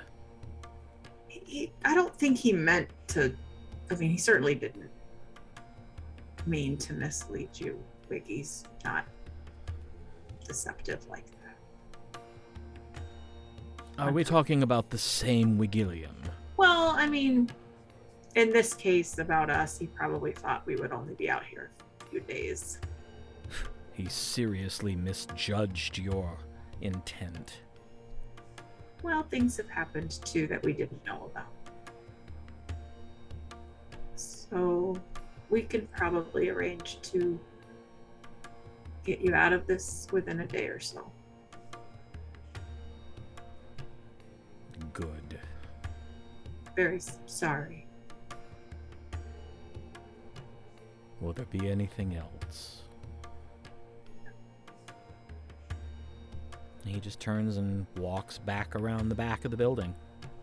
I go back inside. You can sense as your spell is still up that once he gets back behind the building, he rises back up in the air again and resumes his previous spot.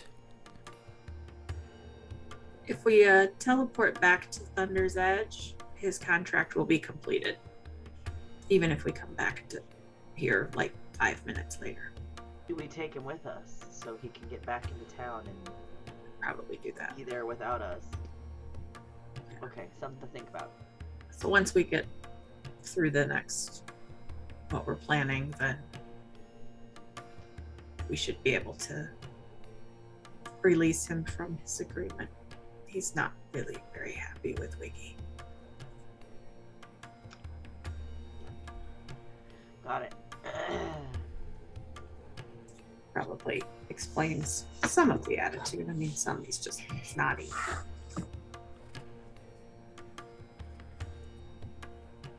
Horribly surly.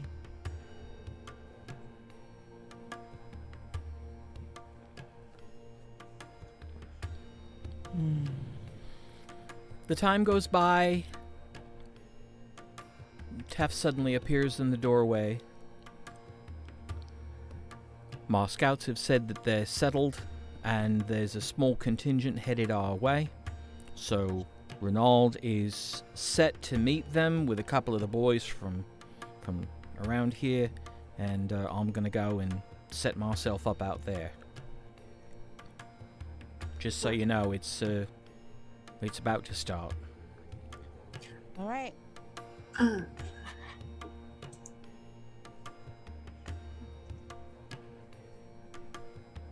From a little inspiration for his negotiations, maybe, Tasha?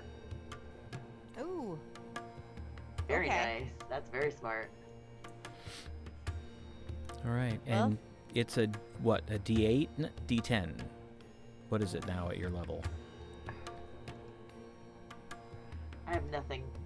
I have nothing to contribute to that. I'm like, D10. here, go. D10. Okay. D10. All right. Yeah, guidance only lasts a minute, so that won't help. And it's for 10 minutes. Okay. Only takes a couple minutes, and you see Ronald leading a contingent of 5 people. 4 of them dressed in sandy leather armor, carrying spears, and one of them looking a little more intense. Dressed in gleaming studded leather with a long sword on his left hip, a short sword on his right hip, and a crossbow hanging off his back. Walking very softly but very arrogantly. He's very muscular, brown hair, brown eyes, several visible scars on his body that you can see. And behind them, you see 2 other individuals, each carrying short swords and shields. Look like they're probably from the Oasis. They walk up to the table. You see Tef stand, greet them, bow, raises his hand, and you see Drigo head out and put down drinks for Tef and all 5 of the people that are there. The other 2 have sort of just stepped back, but they're staying there. And Ronald is standing slightly behind and to the right of Tef.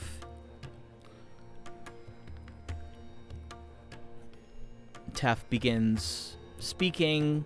Everyone takes their glasses and drinks.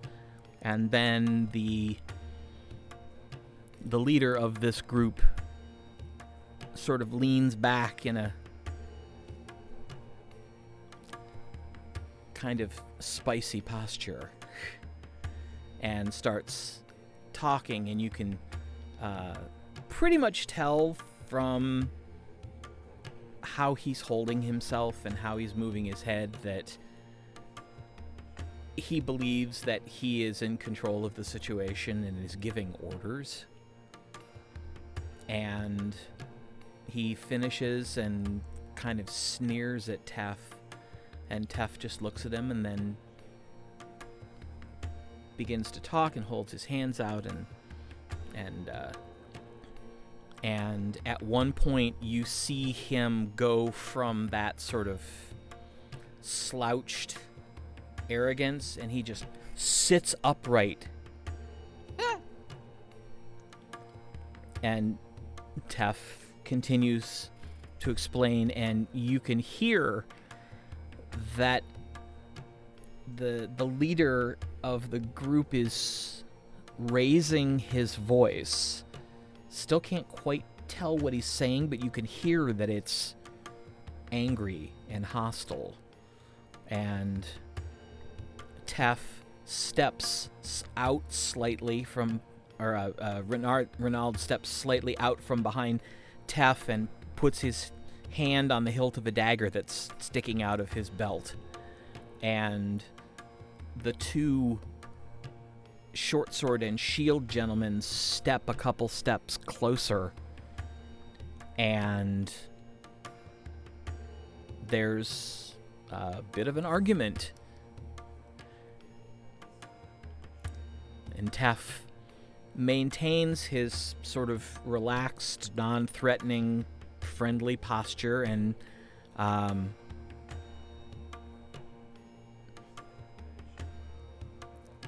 eventually the leader just gets up, kicking the chair over, snaps something to the others with him, turns and marches out.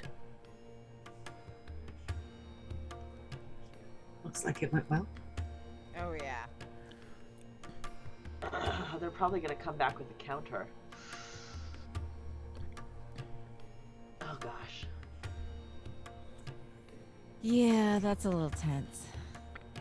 We're going to stay in here for a little bit longer. Oh, yeah. Well, after like 3 minutes, you see Tef get up and come walking your direction. He walks back in the door and settles back down in the chair that he had pulled over originally. Well, they didn't like that. I guess not. I thought that half-elf was going to take a swing at me. He was right pissed off. But the end result of our negotiations were that apparently, and I think this made him angrier than anything I said, is he doesn't have the authority to negotiate such a thing. Oh. So he went back to talk to whoever does. So likely we're gonna have more visitors. I see. But I don't know when. I imagine it's probably not going to take long. I've got scouts keeping an eye on the caravan. I wouldn't put it past him to try to hide some of the slaves so they could say they gave up what they had but still keep some. But We have a good idea how many there are, right? Yeah, yeah, about pretty 60. much. Yeah. Gwen 60 give or take. If they do try to hide any or send them off away from the Oasis, my eyes, they'll tell me. Okay. But I don't anticipate that this is going to go any better when they come back. But we'll see. I will say, I absolutely wouldn't mind having you all a bit closer. Okay. Do you think we should go sit in your tent?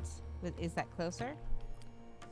Now, the only way to really get you closer is to actually have you out there. And I know you didn't want to do that.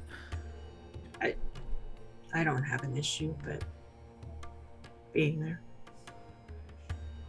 Me either. I don't want... I mean, like, there's 4 of us. We'll be standing there. I don't My necessarily... concern Yeah. isn't that we would be unable to protect ourselves.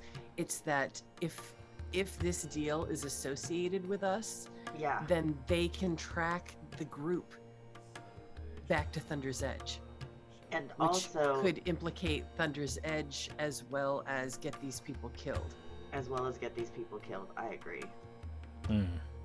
As soon as they know that it's not all your idea, the potential for a situation to go wrong is high. But if we're not here and they think it's all their idea, they could come back and I'd rather they know it's not the Oasis's idea, actually. I think it's safer for them. But the folks at the Oasis have the upper hand in that they can't do anything to them without jeopardizing their access to the water. They're just, Yeah. That's their protection. be dispelled. Well, I suppose we could always dress you up, make you look like you're from here. And Let's do that. if they're going to lose access to the water because of having slaves, then I would, as a Jogravan, would probably think they might as well not let anyone have access to the water and slaughter everyone. I don't trust them. I don't trust them either. But I like this idea. Let's dress up like we're from the Oasis. Right. Drigo. Yes, Tef. What is it that you need? 4 kits. For these 4? Yes.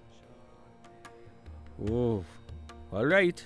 I will put them together immediately.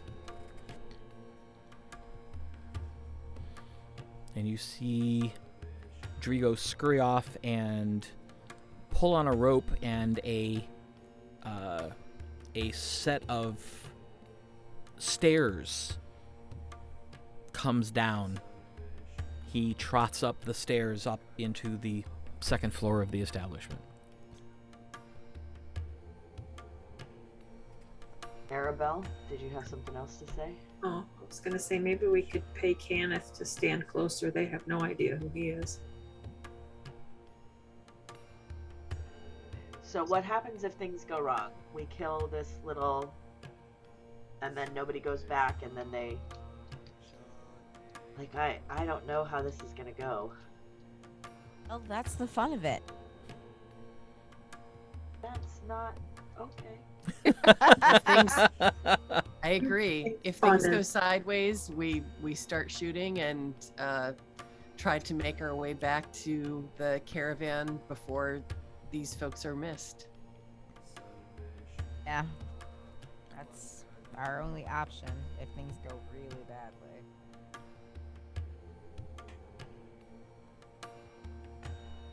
But let's try on these kits, as it were. Curious to see what they will be. All right. Let me find my stuff here.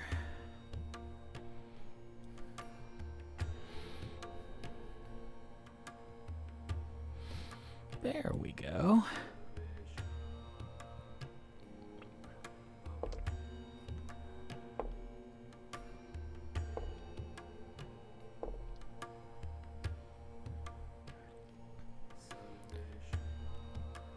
All right. Drigo comes back down the stairs with 4 sacks, 2 in each hand, and walks over. Clearly these are a little heavy. He looks like he's moving a little slower, but he gets over there and drops them, and he's like, 4 kits as ordered. Please let me know if you need anything else. I think that this should do, but feel free to make any adjustments that you think you need. All right.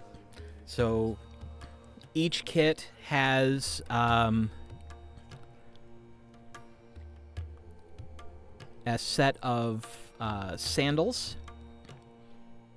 and pants and tunic and cloak and what looks to be some sort of ceremonial mask. Yeah. But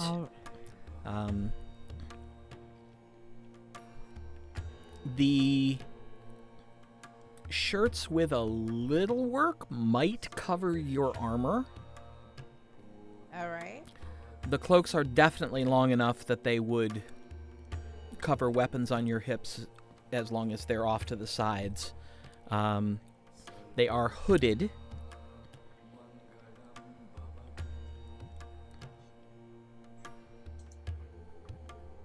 I ask about the ceremonial mask. Oh. We'll just say that, since this is a new deal, that we've got representatives of the various gods here to give their blessing. I love it.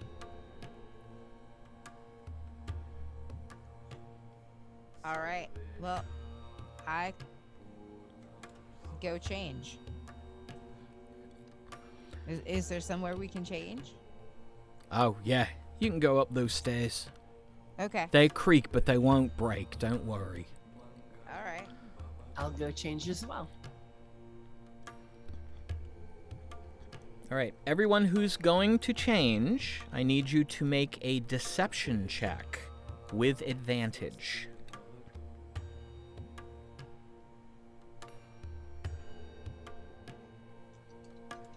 And we'll make this a group check, so. Deception. 23. Okay.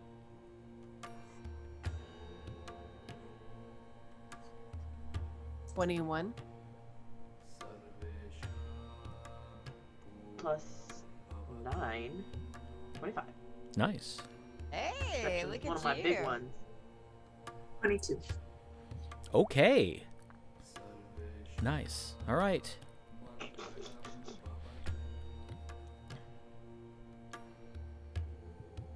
When you come back down the stairs,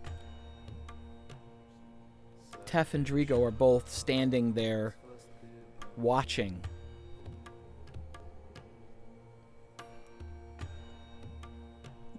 Drigo says, "I think it is going to work, Tef."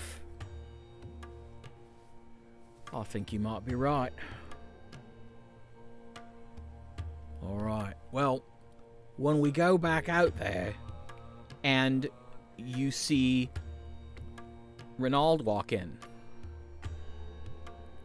Tef, they are coming.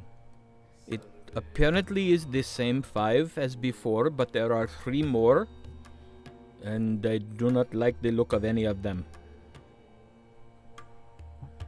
If it's the cleric and magic users. Probably. Put on our masks. Right. Well, Renaud, go, show them back in. Be nice. We're gonna go back out. I think you 4 should arrange yourselves, behind me. About 5 feet.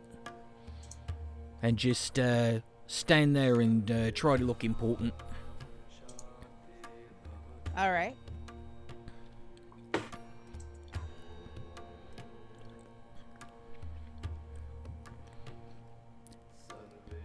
And he heads back out to the table.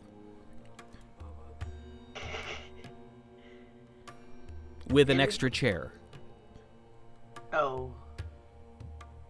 Yeah.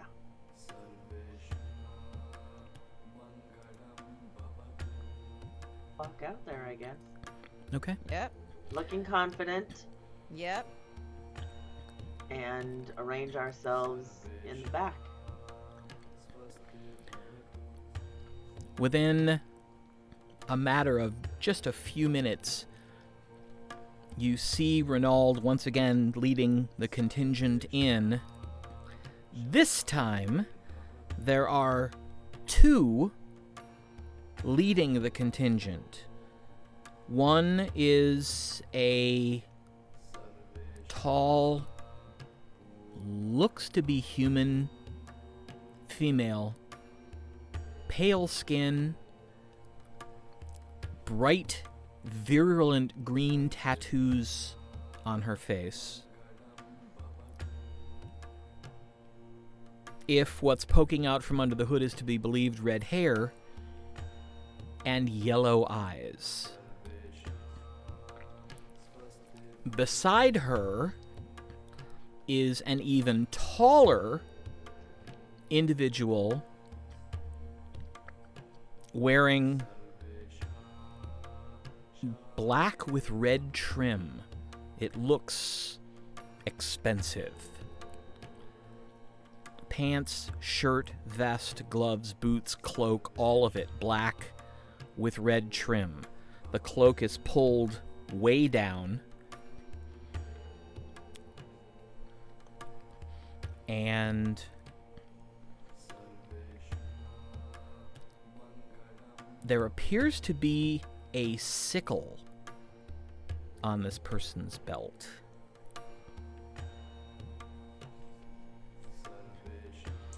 Behind them is the same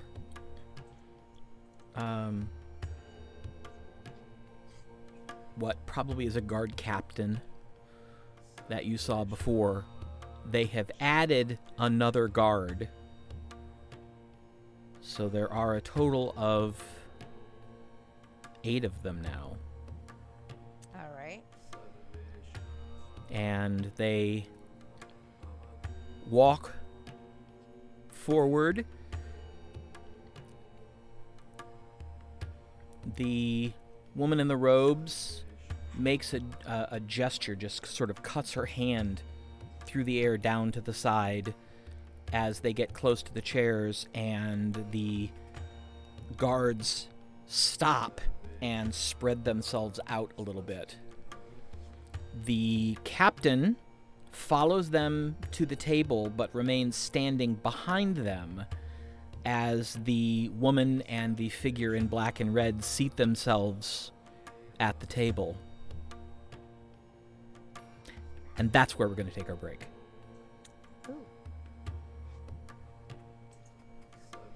Oh, sassy. That black, red trim stuff. Yep. Mm-hmm. So sassy. Mm-hmm.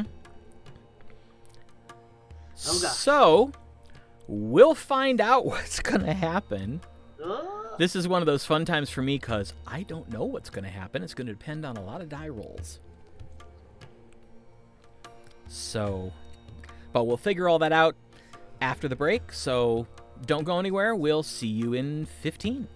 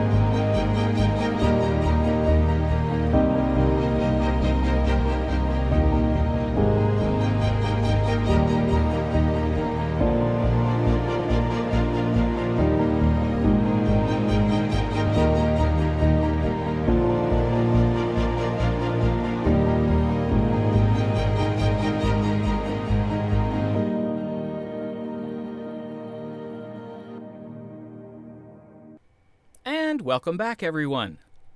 Couple quick things before we get back to the game. Well, one in particular. After this session, we are going on vacation for a couple weeks. So we will have our next episode on August 2nd. So we won't be having anything on stream on Tuesday until then. But then we'll be back, and coming up in August is going to be our 100th episode. Yeah, and we are planning something a little special for that. So, yeah, I don't know what'll be happening in game, but I mean, we'll find out when we get there, I guess. But so you'll have that to look forward to as well. But yeah, just remember, you won't see us again until August 2nd. Okay, let's get back into the game. The Jogravanans delegation just walked in, and you four are standing behind Tef, who has risen to greet them as they walk in. The woman, obviously the guard captain or ranking guard officer, and the figure in black and red step up to the table. The other 5 guards array themselves in sort of a loose ring, sort of a semicircle around their people. They walk up, step in front of the chairs. The woman looks up at Tef.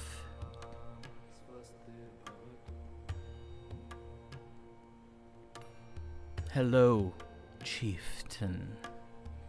I am Malignato Uxara Dasor, and I am in command of this trading caravan. And I understand that you desire a rather significant change in our deals. You might say that. Why don't you and your companions have a seat, and I've arranged for some refreshments to be brought out, and we'll see if we can't come to some sort of an agreement. At this point, Tef waves over Bundrigo, who comes out with a tray of assorted drinks, sets them on the table, whispers something in Tef's ear, and he nods, and Drigo hustles back inside the Delirious Traveler. So, not knowing what you prefer, we have water, and we also have some of our famous palm wine. You're welcome to whatever you wish. Uxara looks at the tray and then brings her hands up, flexes them, waves them, and mutters something under her breath.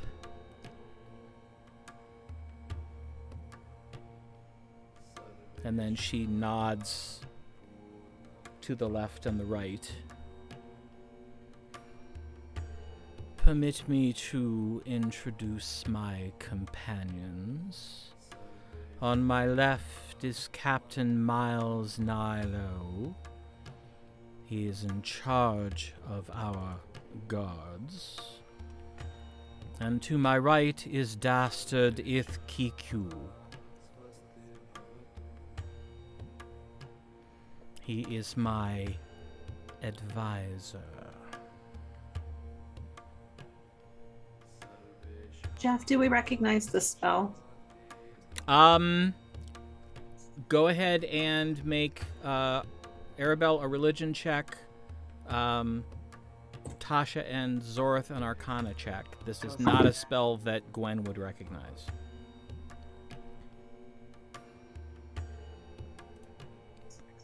24. Same, 24.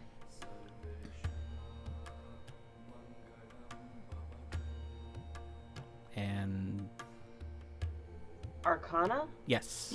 25. 25. Okay. Still 24. 18 plus 7. Yeah, 24. I only have a +5. I have a plus 7, so. You all recognize it. Arabelle, you recognize it because you've cast it. Tasha and Zorth, you recognize it because you've seen Arabelle cast it. It was Purify Food and Drink. Yeah, it is much. Okay.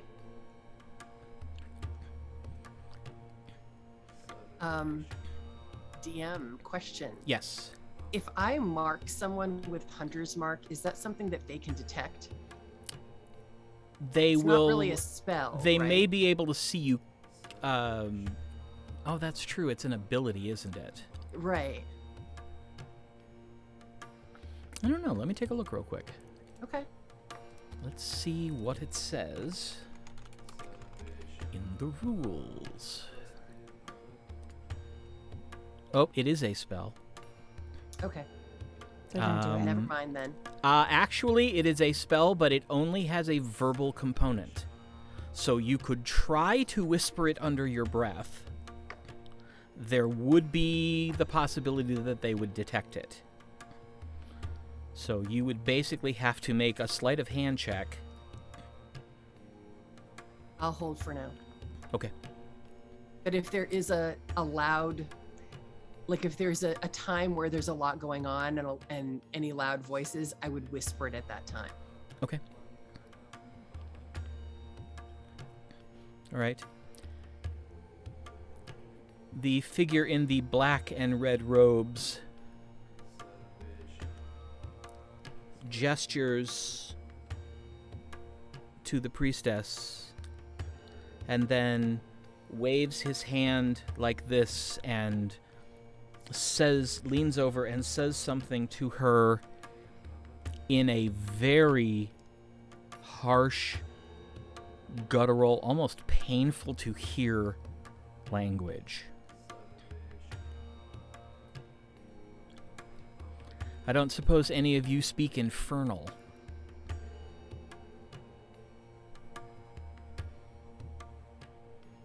Zorth does. I think Zori does, I think. Yep, Common, Draconic, Elvish, and Infernal. Well, you actually hear this creature say,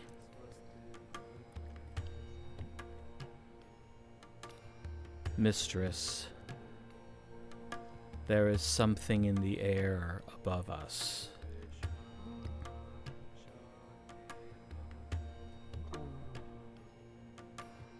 And she just nods. "And so, Chieftain Tef, Why the sudden interest in our workers?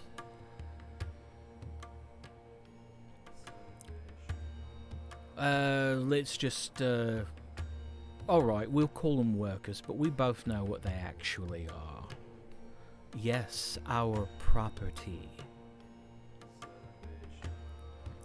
Yeah, we've, come to realize that, well, that's a bit of a problem for us, because we don't hold to that sort of behavior here, and well, some of the people here have made it known that they don't approve of us trading with people who consider people property, and as we generally operate as a common community, when enough people get upset about something, we usually take it under consideration. And so I'm afraid that from now on, if you want to access the water here in the Oasis, you're either going to have to arrive without your workers, or you can bring them and leave them here, and that'll pay for the water.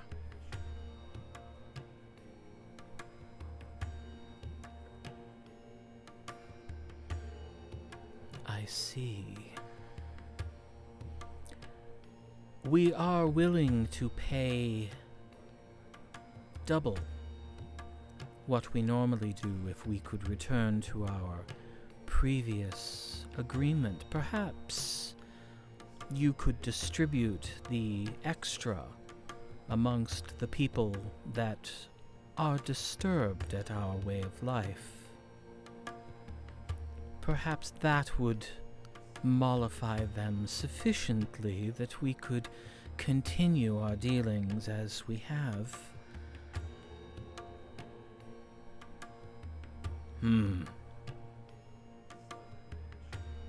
Well, don't know. I guess I could check, but it does take time, and it kind of all depends on how soon you were looking to get back underway, and how badly you need the water.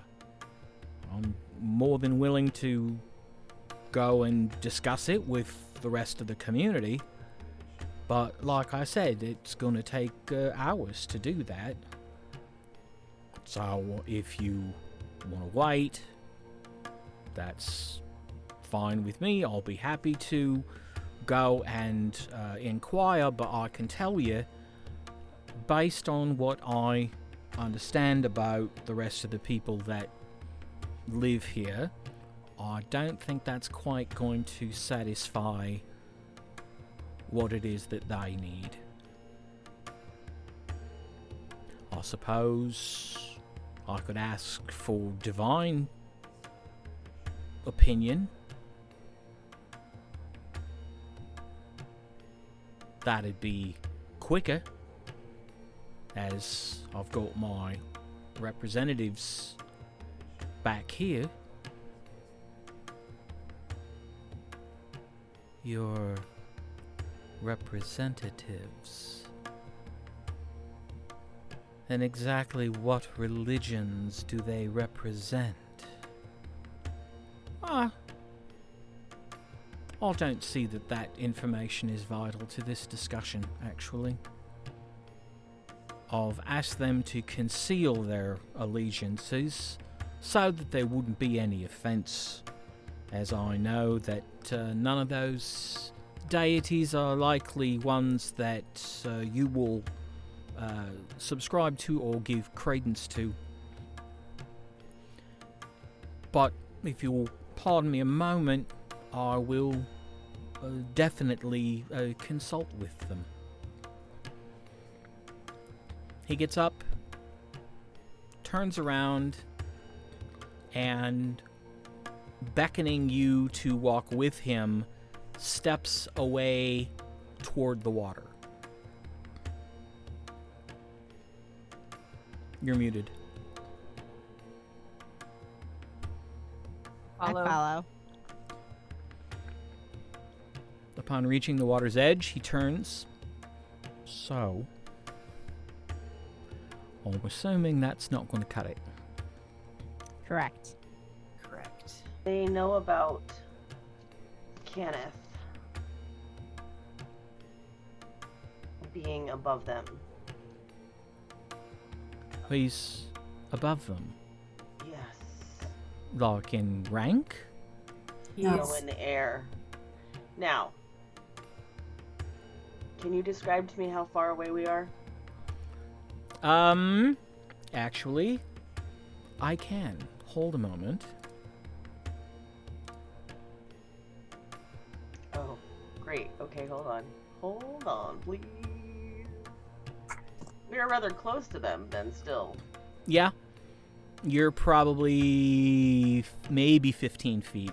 Probably more like 12. Oh gosh, then we're keeping our voices down. Yeah. Tasha, Yes, you can send a silent message to Kenneth, right? I can. Maybe tell him he should back away because they know he's there. Or just raise up so that... No, he needs to get out of here. Well, yeah, maybe to the side. Yeah. I sent a Needs to fall message back. to Kenneth. Okay. Kenneth. They know you're there. You are endangering this conference. Please back away.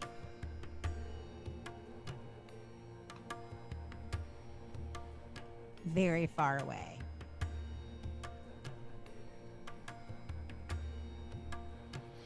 We don't want them to pay double.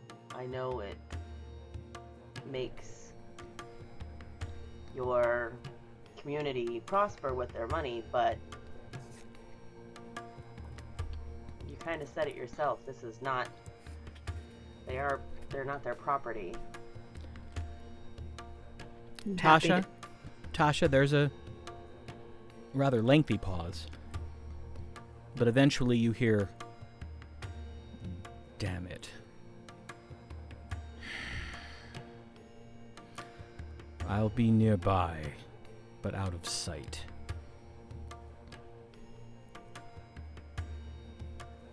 He's moving.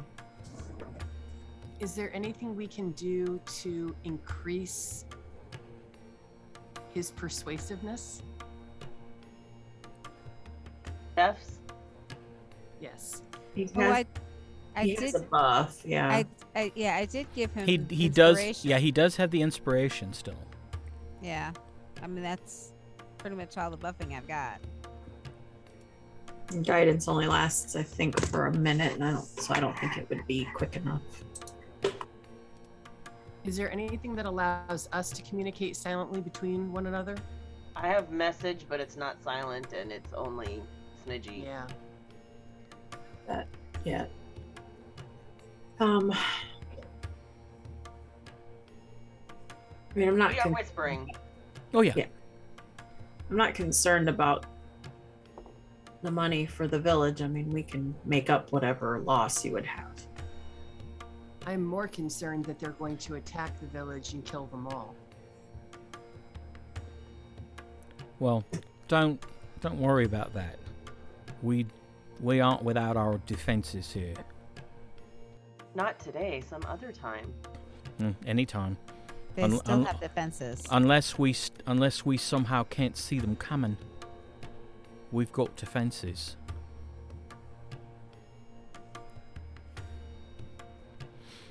Do you have defenses that are capable of taking on a group of this skill level?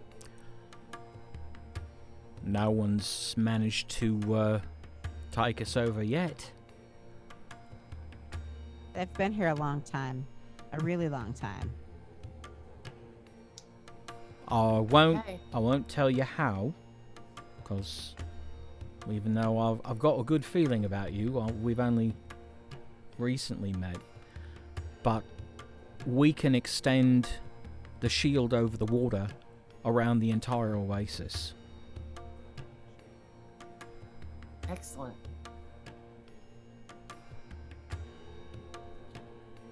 Can I cast silently from here, or nearly silently without being within earshot? Oh yeah.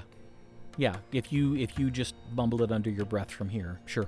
Okay, so using my most silent whisper, I cast Hunter's Mark at its highest level on her. Okay.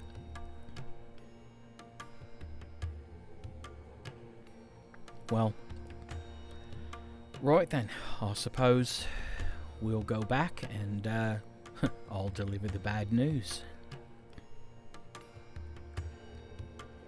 Good luck.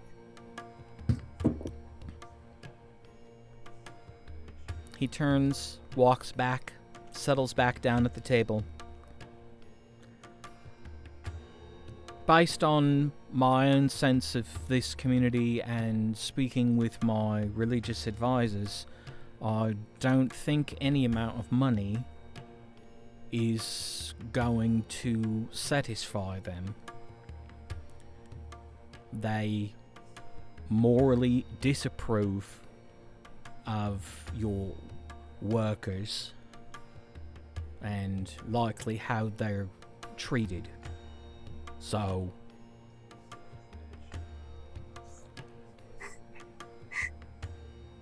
how much do you usually pay for one of your workers?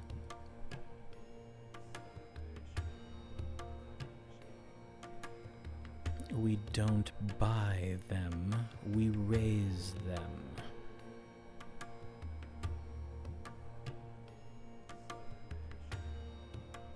So you don't sell them to anyone else? No. They are for our use only. You might equate them to family pets.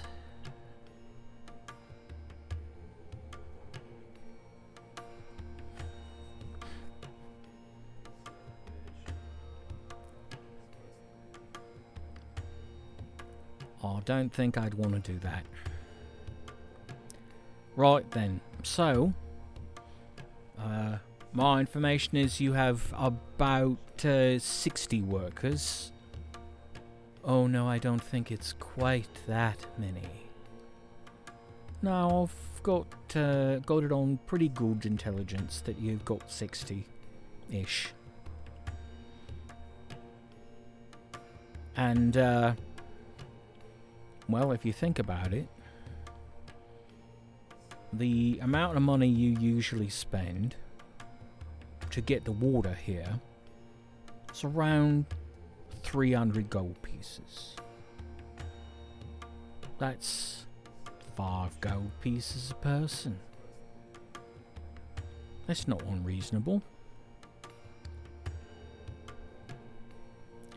We have yet a long journey to make. How are we to survive without our workers? Wow. I don't know about you personally, but your two mates here and your guards in the back look pretty muscular.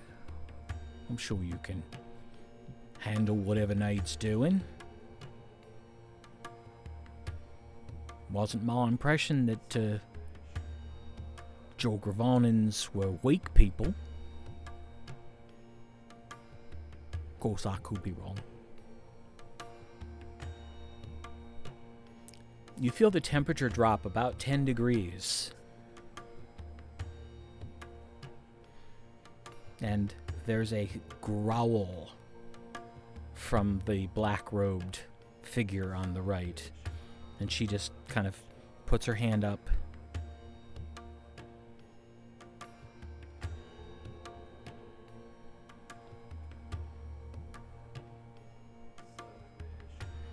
Let's see, and it's a D10 for your inspiration, right, Tasha? Yes.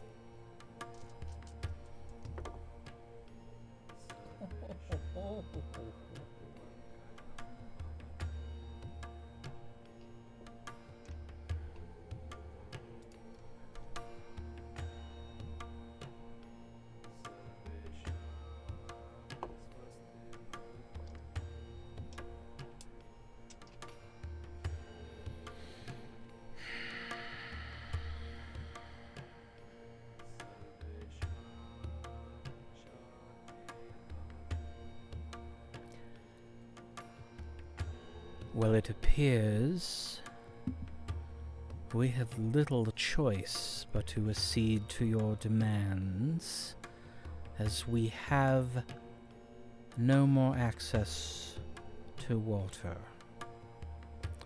But rest assured that we will be informing our fellows of this new policy of yours, and we will be making arrangements not to have to stop here again.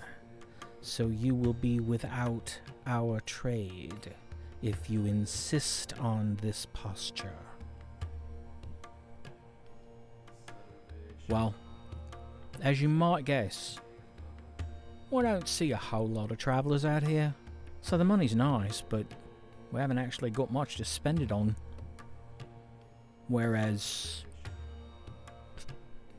the life of your workers, I think that's a bit more valuable. Well, at least to us. So if you're not going to stop by here again, then thanks for your business. And I hope your journey through the desert is safe and successful. Can I assume that that concludes this particular bargaining session?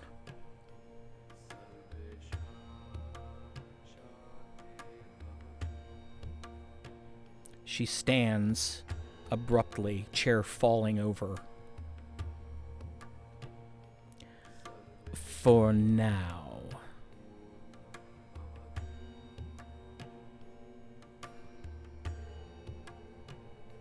And she just turns, walks away, snaps her fingers at the guards, and they go stalking off back toward the entrance.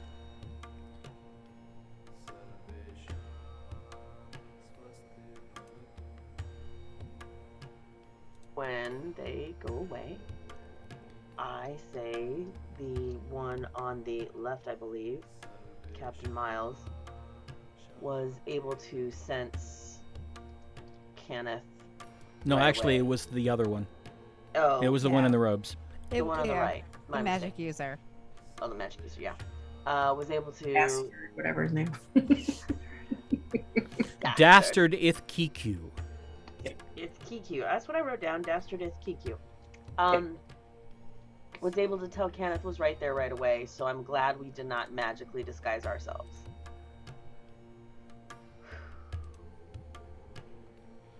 That one. And they better also than try to lie about the number of workers they Well, have. sure. yeah. Sure. This isn't over yet. No, it's not. Hold on to your butts.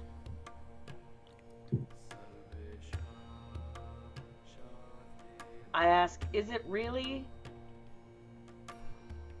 the amount of gold that you said, you know, you don't have much to spend it on, is it really just a boon, or will it actually affect you?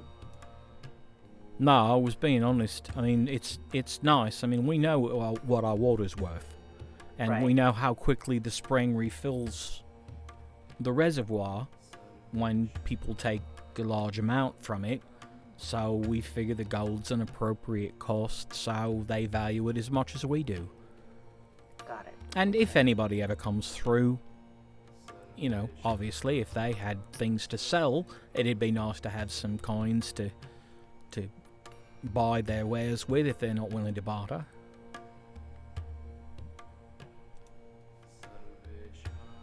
Well, obviously we'll be back.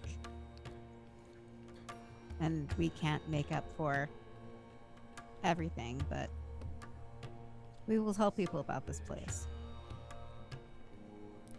I'm not terribly sad to hear that they won't be stopping by anymore. I'm not convinced they're going to be able to figure out how not to stop by. Yeah. I mean, that was a mighty big bluff on their part. Right. There's no other oasis to go to. Can they create water? Not enough for that many people. I mean, I can. But her evilness, I'm not sure. I mean, if they could create water, wouldn't they just do that? Yeah, maybe. The cleric is the one with the tattoos, right? The green. You believe so, yes. And that's Gedola, we think. Probably.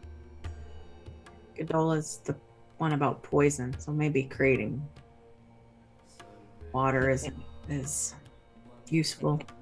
Yeah, maybe she can only create poison.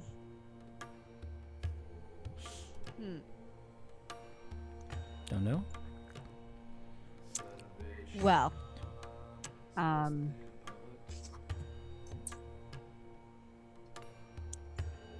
if we get the workers, I think 2 of us should stay here and 2 of us should go deliver them and then come right back. Well, I'm still not exactly sure how this is going to take place. I mean, with the coins, they just hand us the money and then we give them the potions and they fill the water and away they go. But it's going to be a little different dealing with them turning over 60 some odd people. You have people watching them, right? Of course. Okay. Just want to make sure they're not going to hand us 60 dead people. Oh, that would be horrible.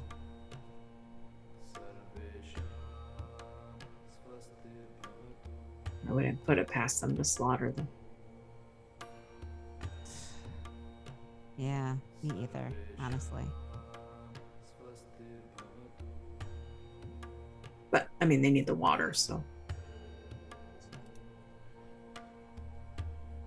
So they'll give us the people, and we'll give them the spell or The whatever. potions. The potions. Yeah. To get the water.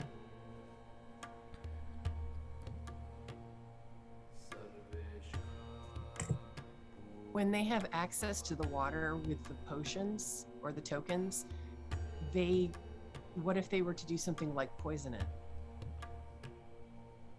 Well, they could certainly do that, but we'd figure that out. I don't think they've got enough of whatever to poison the entire reservoir, and we do have people who can purify it. If it comes to that, we just wait until the poison goes away and we just purify whatever we take from it. Just trying to think of any contingencies. Yeah. Right. Yeah, we've got a couple druids residing hereabouts who be able to tell if there's something wrong with the water after they're done. Plus, they're watched pretty carefully when they're actually getting the water. So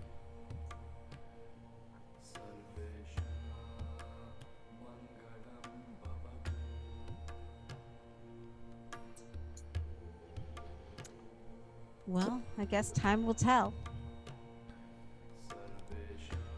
a guard comes trotting up to Tef and bows and then steps forward and whispers something in his ear, and he says, "Thanks. Keep watching."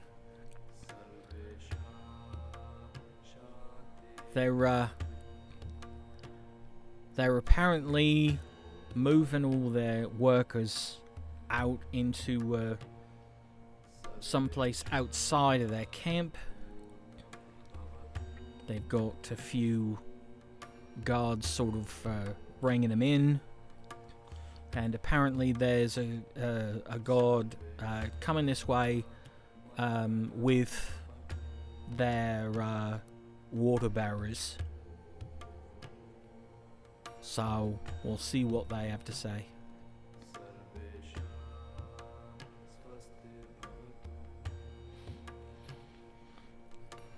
Are you all still in the disguises? Yeah. Okay.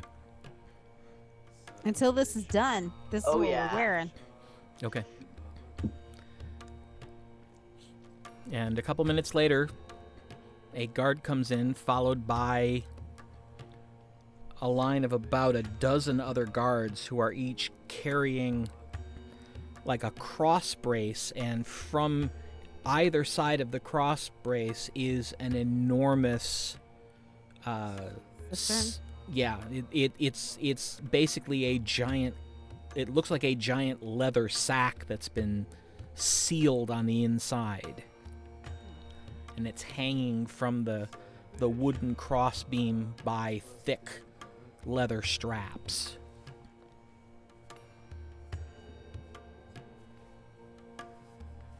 And the guard walks up, stands, at attention a few feet from Tef and says,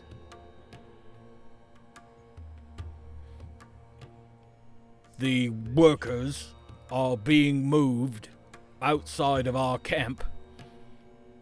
They are currently being guarded by our men. When we leave here with the water, our men will leave them where they are, and we will continue on our way."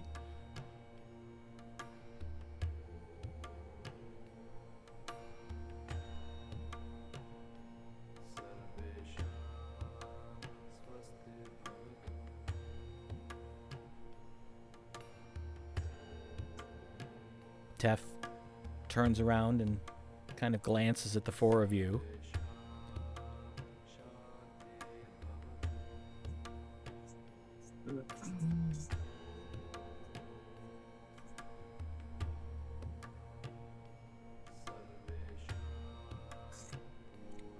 I sent him a message. Perhaps they should move the workers here, and we will let them leave with the water when we see the workers.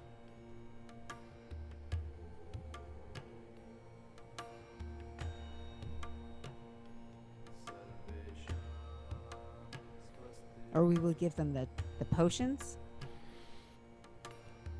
Right. Slight modification. We'll give you the potions and allow you to collect the water, but before we let you leave our presence with the water, we expect your workers to be left inside the boundary of the Oasis, or you're not leaving with the water.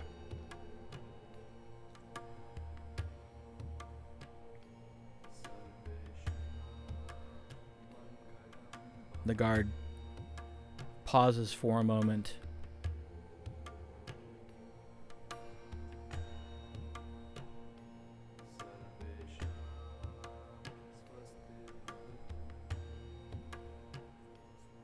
We will move them to the entrance to your oasis, and when our water bearers leave, as they are leaving, the workers will be moved within. That is our final offer.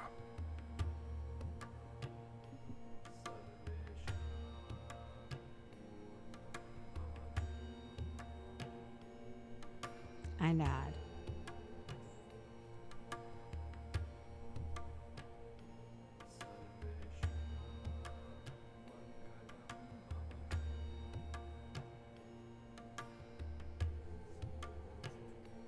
Tell me about DM. Yes. Tell me about the situation around the front. Basically, the oasis is a ring of very dense trees and underbrush all around.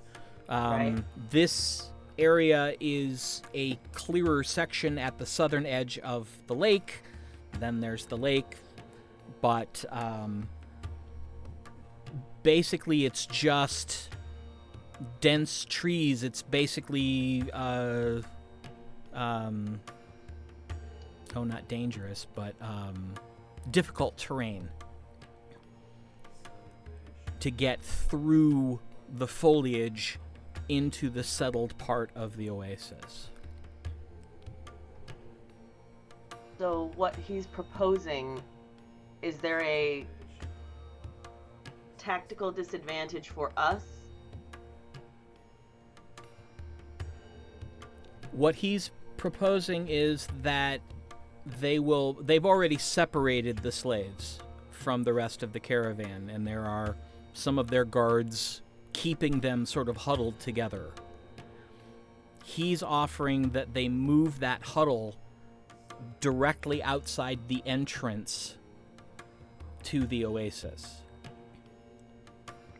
Okay. And that then as their water bearers leave, they'll... Start filing in? Yes. Okay. So, I also nod. All right. That will do. I'm going to send some people out, some of my own guards outside to make sure that nothing happens to your workers while they're waiting for the water folks to leave. And that's also non-negotiable. Fine.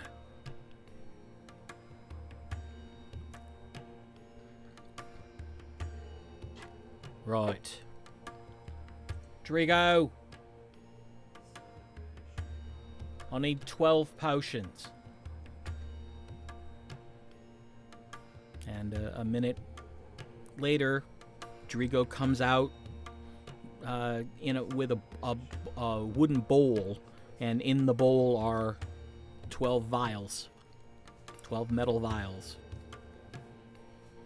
And the guard just kind of unceremoniously takes it from Drigo and starts passing them out to the water bearers, who each unstopper it, drink it, and head for the water.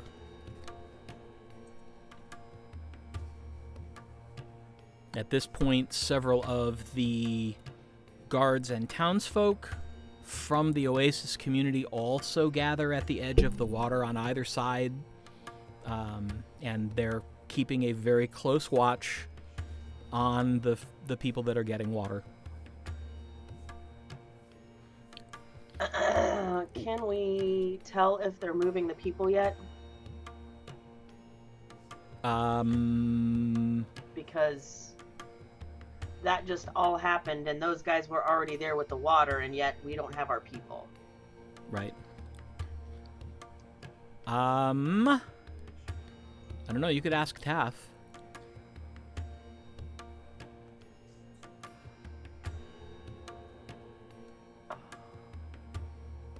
Or you could head out and look for yourself. I think Or I could watch. You could ask Kenneth.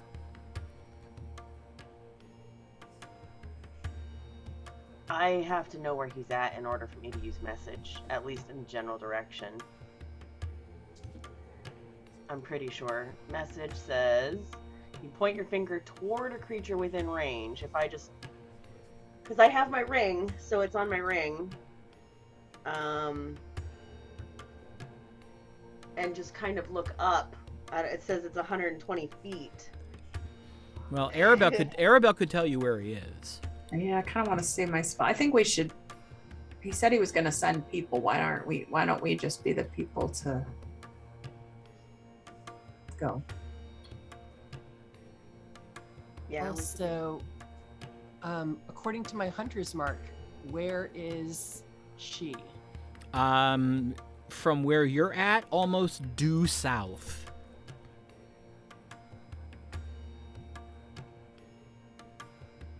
So where we saw the caravan, or where we expected them to be? Yes.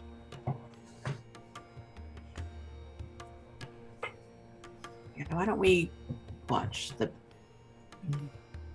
people?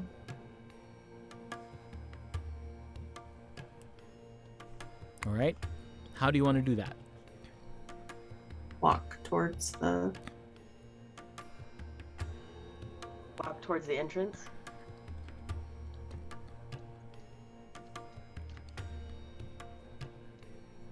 Okay. It's going to take about 10 minutes to get through the trees. What is Gwen? Gwen?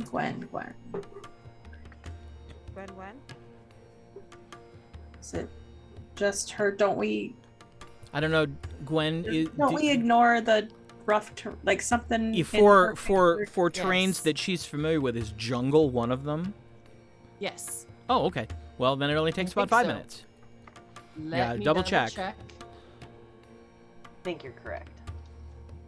Something weird, right? Let's see.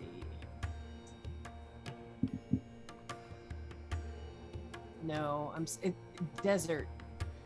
Desert is desert, grassland, and forest. Ah, I don't know. Does forest count as for jungle? nope. No. Nope. Jungle's different. No. So, Sorry, I thought I had.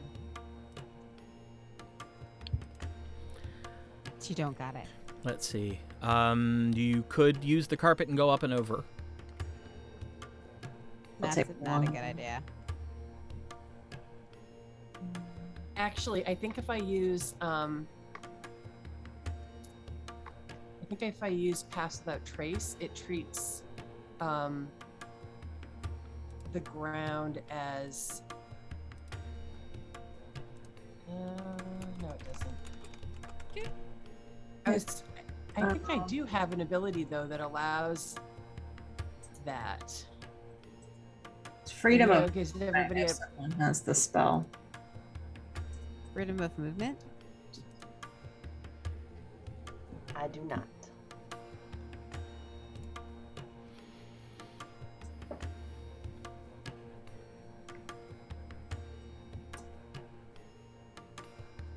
I mean, I could. What are we trying to do?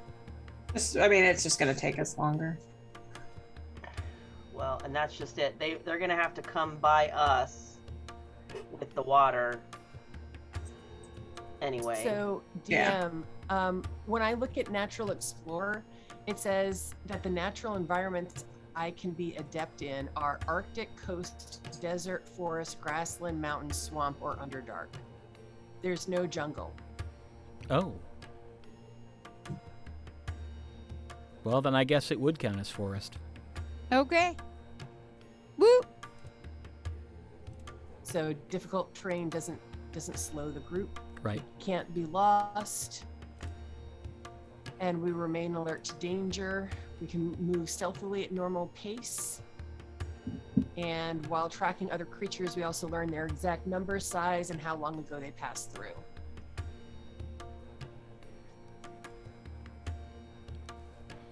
All right. Well, then it only takes you about 5 minutes to get through to the edge. As you get up to the edge, everybody go ahead and make a perception check. We'll do this as a group.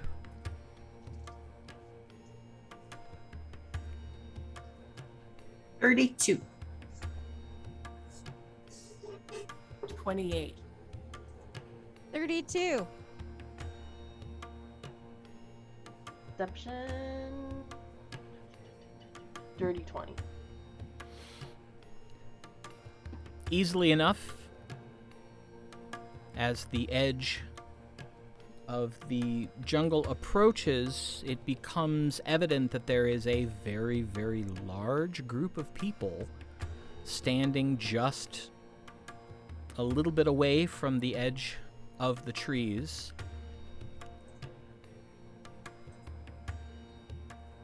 Their presence hits your nose before it hits your eyes. The smell of sweat and unwashed bodies. And fear, probably. And lack of sanitation. Well, yeah, that's the unwashed bodies, yeah.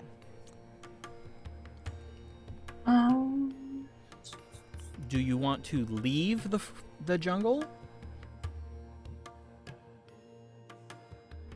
step out where the guards can see you.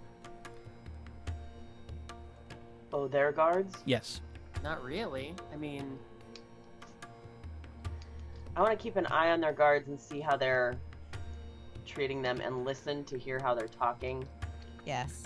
good If call. they're talking about it being a sham, you know. How many guards are there?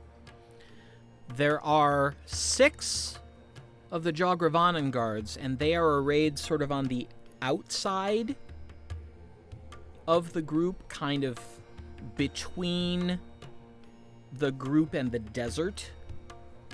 Okay. The Oasis guards... So that nobody breaks rank and runs past them. Got Right. it. The Oasis guards are all standing just outside the trees, pretty much, and there are 4 of them. Okay.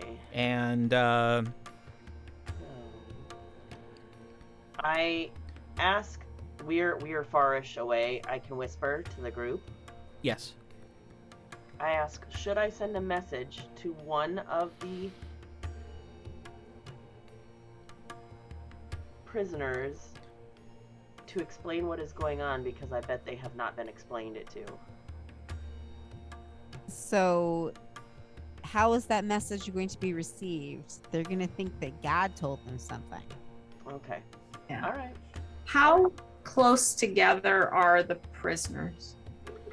They're all clumped together in about a roughly 20-foot space. And it's very hot, right? For them? Yeah, it's pretty warm. Thinking I might want to give them some water. How? We can make it rain on them. Just remember, anything you do gives away that we're there and Yeah, helping. That things are afoot. it's not a good idea. Well, he told them he was sending guards to watch. I don't know that us being there is this big secret. We not stepped out, right? We're Okay. hidden still. Right. As far as we know, we are. Right.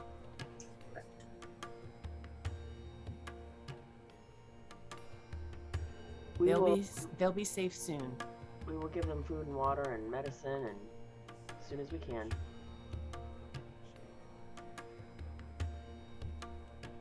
Tasha.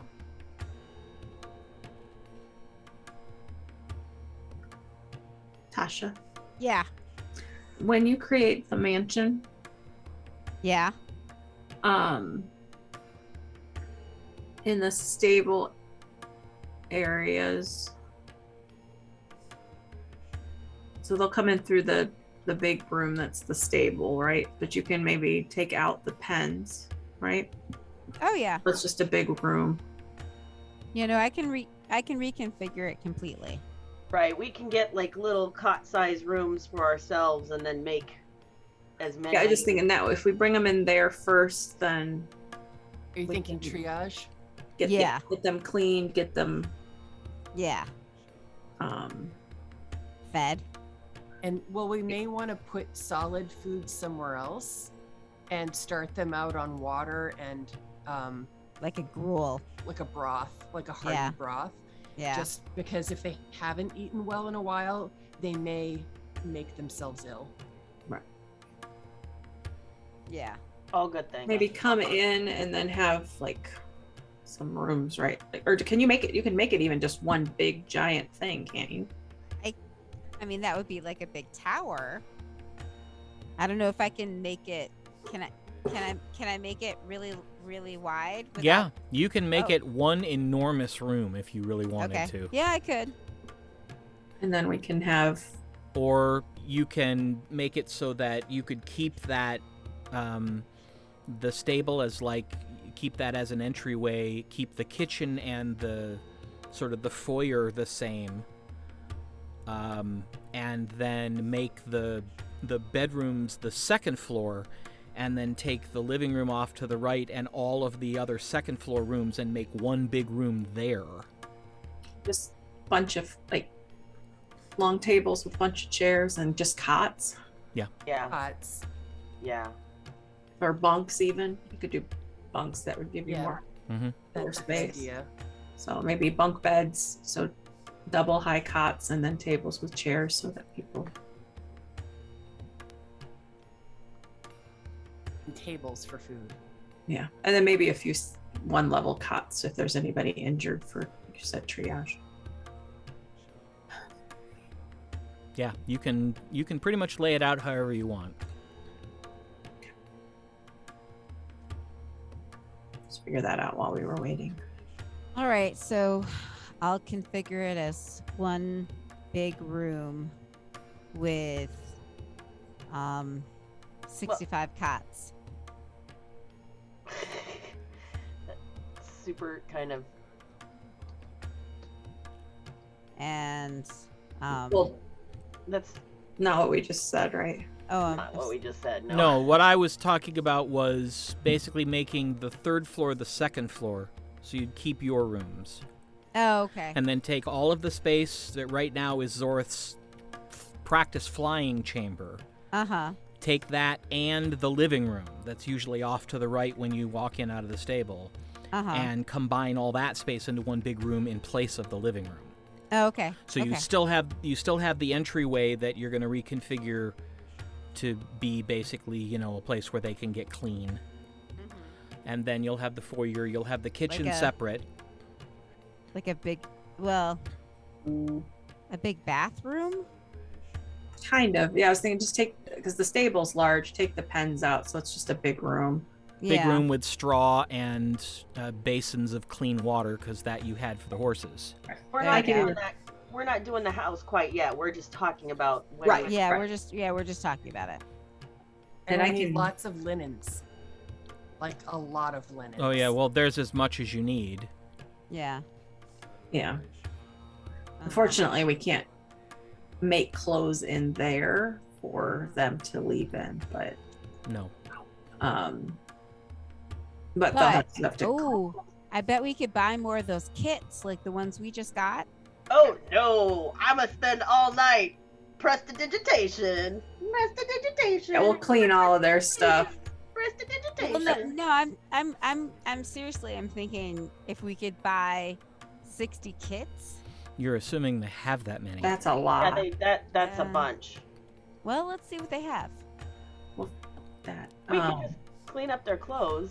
I mean, we could, but they're probably not that great. So if they had even if they're clean, yeah. Well, but still, this is not their end destination. Just either. to Remember get down to that. Thunder's Edge. This is the way station you're putting together. Right. Right. To get them clean so that when they get to Thunder's Edge, we can send a message. We're creating an underground railroad, you guys.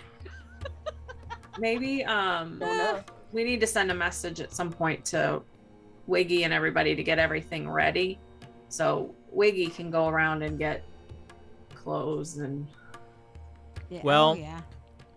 You were going to send a message to Aralakis. Yes. Right. Yeah. So, yeah. We have lots to do before the next day. So. Right. Well, while they're getting all cleaned and everything, we'll discuss while we're in the mansion, because we got to figure out if they're going straight to our house or if they're going straight to Aralakis in the keep. So that's something else we need to keep in mind. Good point. Maybe our place, because there's all that space outside, they can get right out into the yard as opposed to in the keep. That's a lot of people and everything else in the keep. I agree. Right. But Romaine probably wouldn't appreciate it. There's also a really big yard at the keep too. Right. But they have to get out, all the way through the building and all of that. And right. If they are at our house, then we get to be part of what happens to them next. If we turn them over to Thunder's Edge, then they decide what happens to them next. And as a person that Thunder's Edge failed, rescued in the past, I think that perhaps we ought to have a say in what happens to them. I agree. And not leave them to Tremaine's tender mercies. I agree. I wonder if we might be better off taking them to the sanctum. Ooh, that's not a bad idea. We'd have to do some serious discussions. All right, We'll well, talk to Father Dilbus, but we have the circle there. They're much more equipped for the care and feeding and Ooh, it's true. of others right. than All right. Thunder's Edge. So let's try to get through this first and actually recover live people. Right. And Just- I'm just nervous. Right. But I like that. I think the sanctum is a better idea.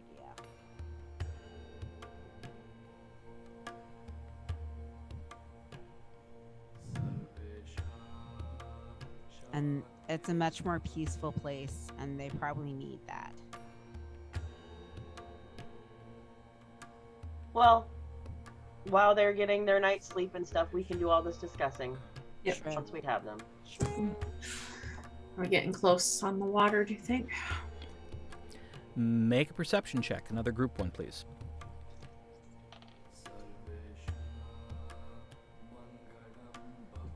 $24.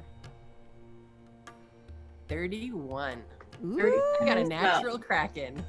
Both my rolls were exactly the same one. I Oh, that's averaged pretty. 31. Perception, mine were not. 8. 8. But Still, within- twin yeah. 31s are going to offset the 8 pretty well, since it's for the group. The sounds of feet heavily tromping through the underbrush along the path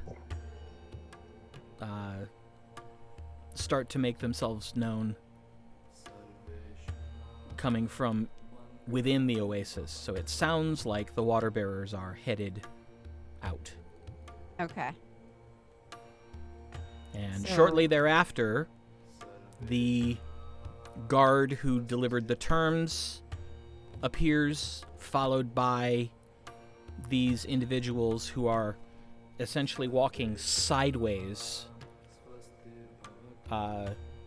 with these bags that are now full, sloshing, dripping with water.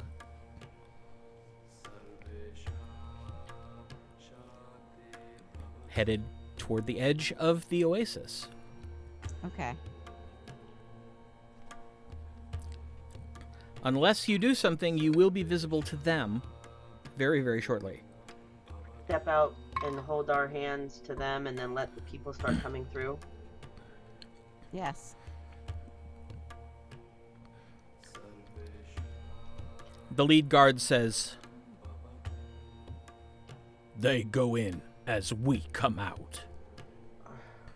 Yes, you're going out, so they should go in. The guard steps out and says something in a tongue you've not heard before. And the 6 Jogravanan guards raise their spears, turn around, and begin to walk away toward the south. And Before the group breaks, I say to someone, please walk through this way, please walk through this way. And the desert guards start, telling the workers, come this way, there's water. Come this way, there's water. Do they seem to understand common? You're not entirely sure. Some of them might. None of them are looking up. I mean, they're literally all walking head down, eyes to the ground. And as they walk in, the water bearers walk out, and the water bearers proceed to just walk immediately along the edge of the trees. They're taking the shortest route possible because what they're carrying is very heavy. They don't want to lose it. By the time all the water bearers are out, about a quarter of the workers have walked in, I need everyone to make a perception check again. Well, 32. I would have been 31. stepping around. Okay. Well, that's much better. 26. That's the best I can get. 24. 24 is still good. Sure, it wasn't an illusion. Oh, God. Are they really people? The ground begins to tremble.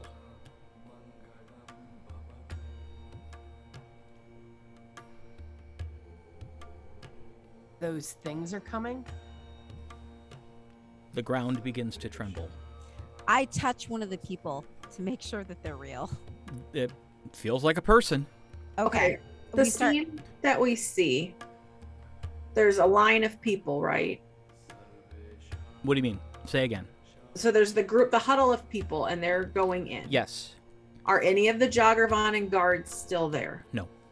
Okay. So they all went south, right? Yes. As And I've the been water walking bearers around- have all gone south now too. And Okay, I've been none of the walking around with Jogravanans around. It's just the guards and us. Correct. I mean, the slaves, us, and the Oasis guards. Correct. Okay. Well, so to the south of the people, so between the people and where the Jogravanan camp is, Mhm. would like to put up, maybe this is not a good idea, but a wall of fire. Okay. Ooh, I can do a wall of something else if you don't want to go so fiery. Oh, well, you can use something. I believe I can. Wall of ice.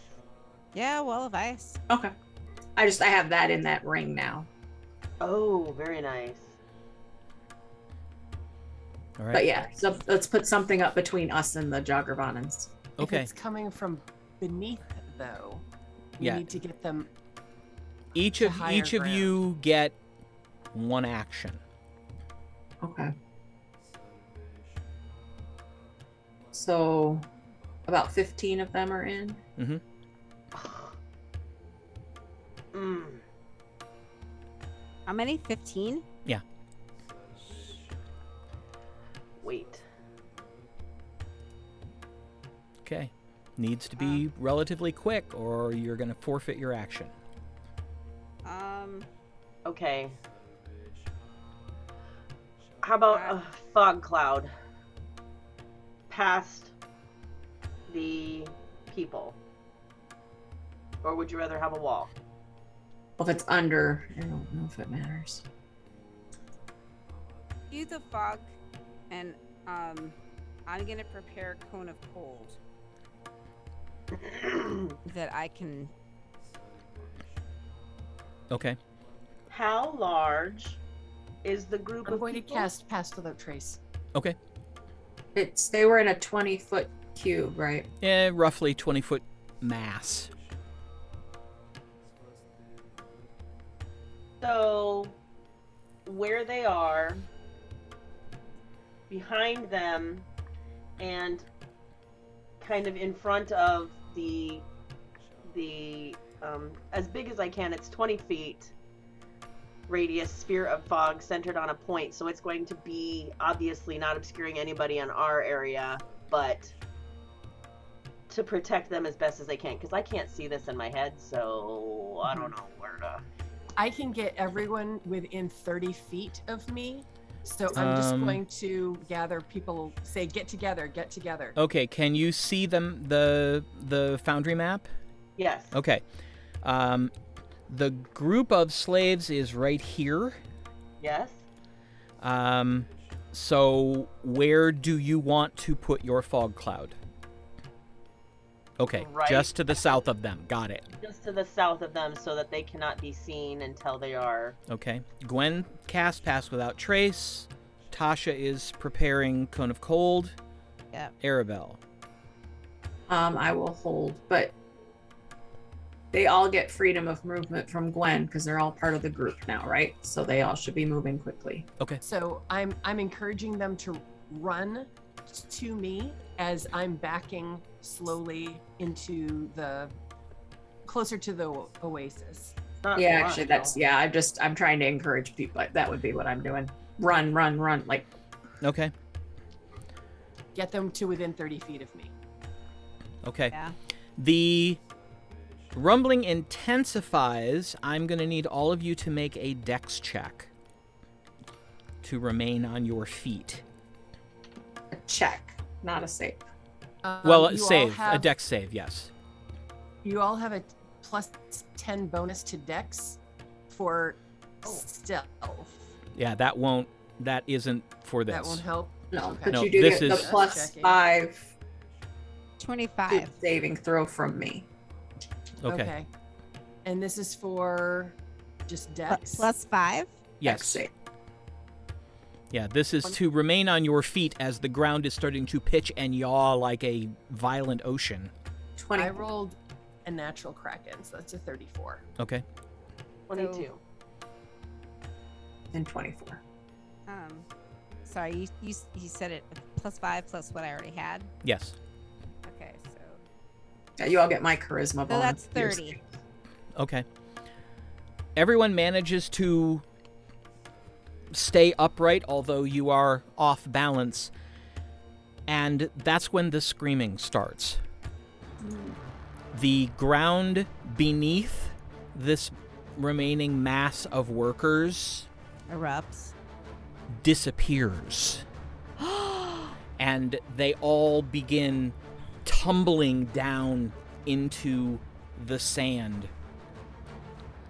And there's something down there that you're hearing the sound of slicing. Get the Oh, carpet. yes, get out the carpet and start putting people on the carpet, I guess. I run over to where they're getting sucked down and look. Okay. Make a perception check.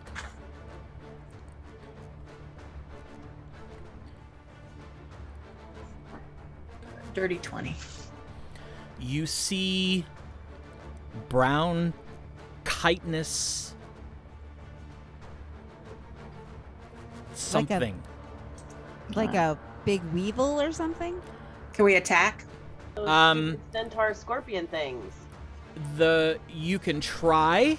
The problem is, imagine you have about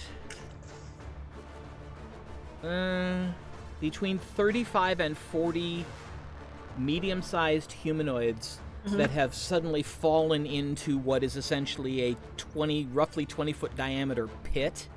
And so you have that many bodies all squirming and writhing, but you have this chitinous whatever down there amidst all of them as well.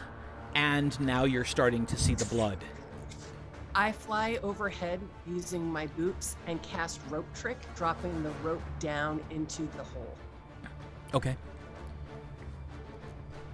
And so that's got a 60-foot rope. So I want to make sure that the end of the 60-foot rope extends down into that pit. Okay. And I will yell, climb, climb, climb. And I'm flying down to try to help people, like to move people toward the rope and help them get a hand on the rope. I cast fly and I start just picking up like 2 people. And Okay. moving them out one at a time. I was gonna.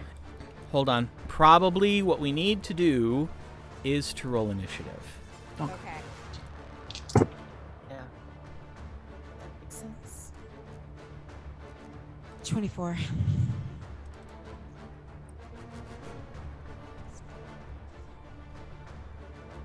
So Zorath got 24. No, Tasha. I Oh. got Oh, 22. Tasha. 32. 13.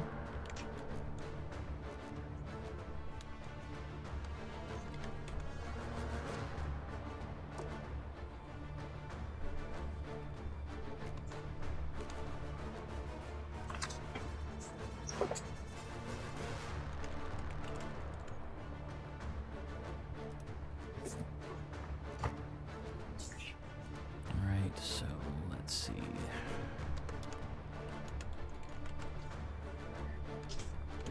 Okay, So Gwen is first. So Gwen moves and casts Rope Trick. If you have bonus actions, you can do those. But otherwise, that's your round.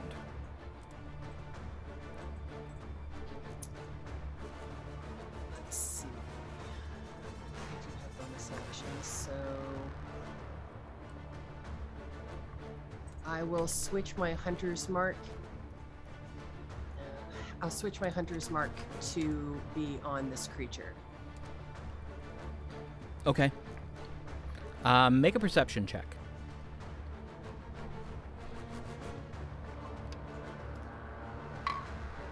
$25.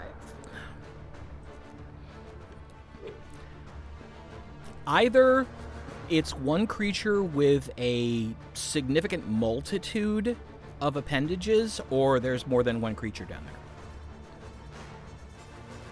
there. Okay. Probably the second.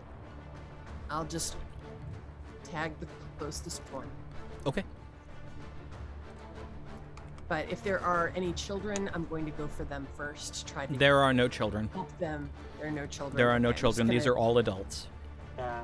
I'm going to help anyone that seems elderly or Okay. Well, that'll be anyone that's struggling. for next round. Okay. All right, Tasha. I cast Fly. Okay. That's your action, Yep. and And then you have your movement. I start. I pick up 2 people and move them out. Okay. Well, you move to grab 2 people. That will be your action next round. I move to grab 2 people. Okay. Zorith. I bamf out my wing. Bam. And I look to the people who are going. Are they running? Are they still going? Yes. Keep going, I yell. And Okay. then I also too fly over to see if I can get into the hole. Okay. How are we doing that? Bam. Doing what? The wings out are no longer an issue. It's the flying. Oh, I've been practicing. Right? Make an intelligence check. Well, I rolled an 18, so that's damn helpful. Will I, are you saying, will I know if they're actually going to work? Well, it's a matter of you've been practicing, so Dirty 20. you are able to move exactly where you want to go. See, practicing lowers the difficulty you have to surpass. Whee! So, and that Okay, good. a 20 definitely beats that difficulty at this Ooh. point. Goodness gracious. All right, good. All right. At this point, you see those of you who are looking down into the pit.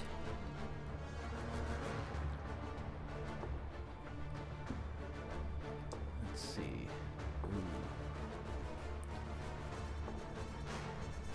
Raise that You caravan. see 3 of the individuals in the pit cut in half Jesus Christ. by giant pincers. That's the chitinous thing that you were seeing.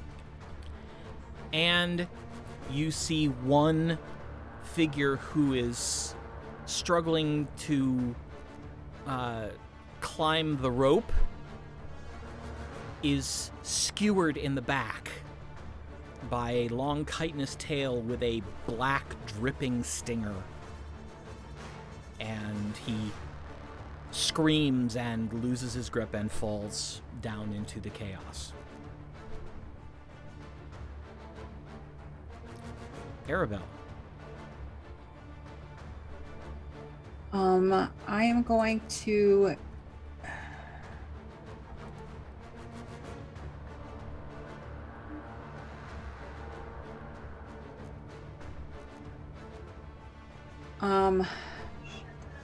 attack or try and heal.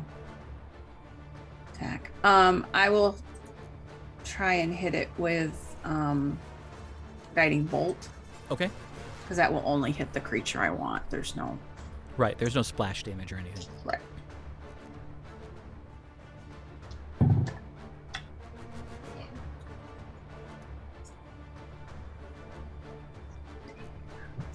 Is a 25 to hit. That will hit. Maybe they're giant scorpions. I think that's what they're those things, right? Scorpion centaurs?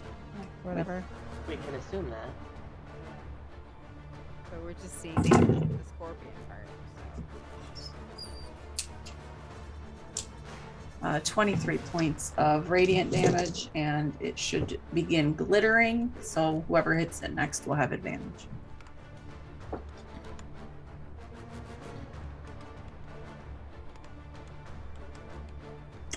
Okay.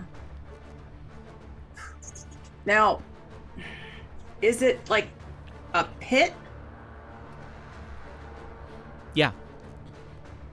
It's about 20 feet wide, and at this point, it's probably about 20 feet deep. It's about 20 feet down to the top of the mass of things.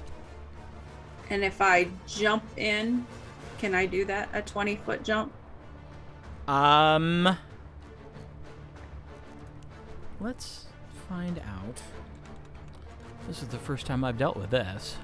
What? You're gonna get sliced up, girl. Don't do that.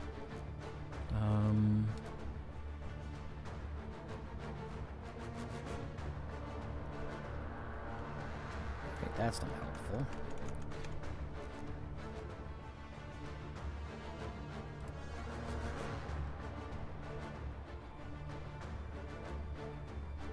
I have a hell of a lot more hit points than these people do.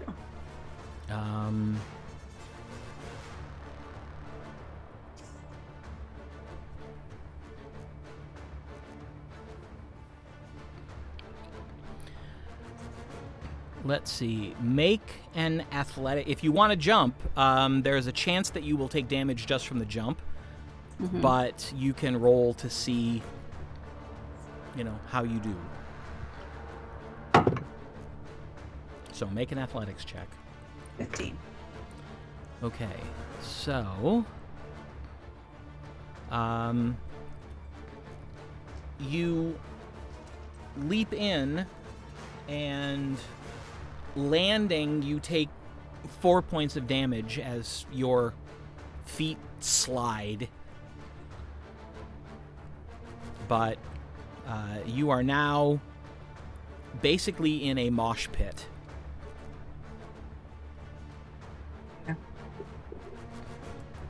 All right, back to the top, Gwen. I'm going to start scooping people up and helping them climb the rope. Anyone who's a distance from the rope, I'll start trying to move them toward it, especially if it seems like they're struggling. Okay.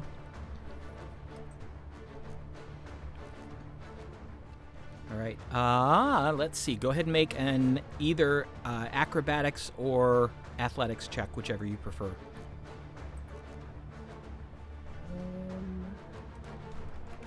Acrobatics. That is a 26. Okay. You manage to help 2 people, and they begin attempting to climb the rope.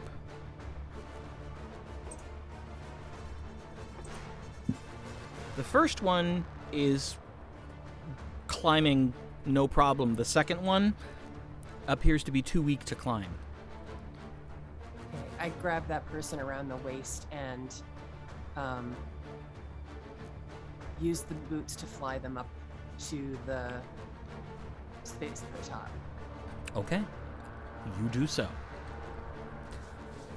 Tasha, your turn. I fly in and I grab 2 people Okay. and swing them out. Same thing. Either athletics or acrobatics, your choice.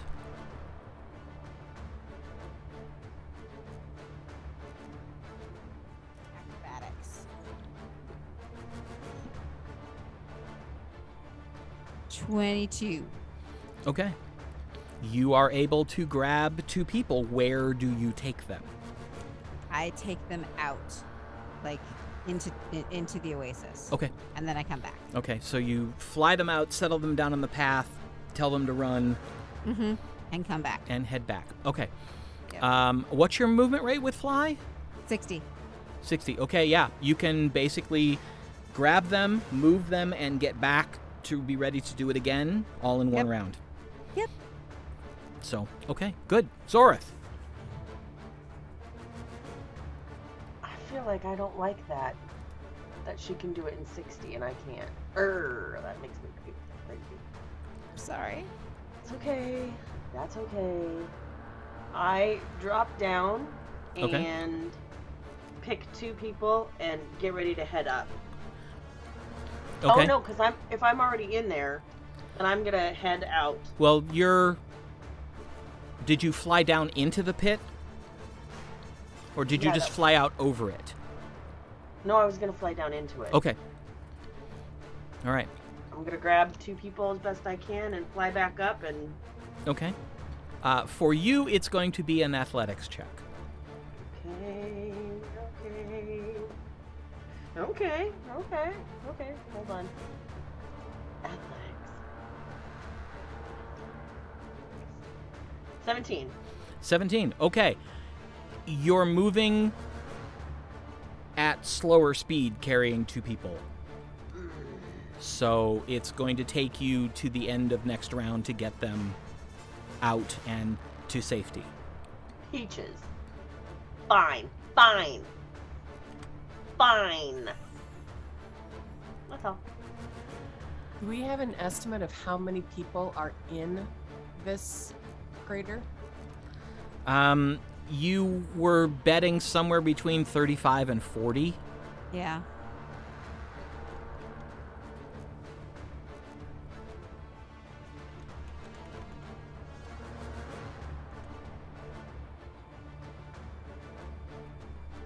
Zori, could you teleport people? Could you make a circle? No. It takes a minute. That's 10 rounds. But just teleport, you could take 8, the closest 8 people to you, right? Or 7 people to you, but you can only do that once. Yeah. But that's and then 7. it would take her 10 minutes to get back. Because No, not circle, just teleport. No, yes, but you mean just to the edge? Yeah. Just to the. Okay. She got down, got 7 people within her, and she could go to the forest, or the jungle, right? Yeah. Maybe Misty Step? Well, she could do it with teleport. That But will you can only work. Do one. Yeah. But I Misty Step while I have these people in my hands? Make it go faster? I don't know. Check out Misty Step and see what it says. All right, so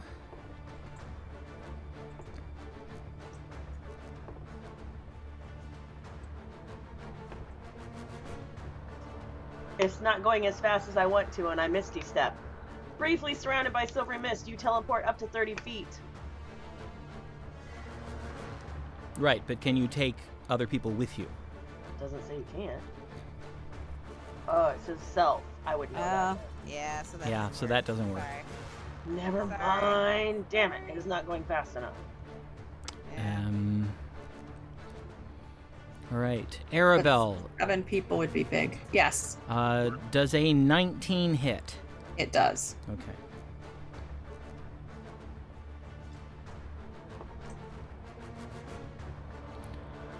You take 9 points of slashing damage as one of the pincers attempts to cleft you in twain. Okay. And then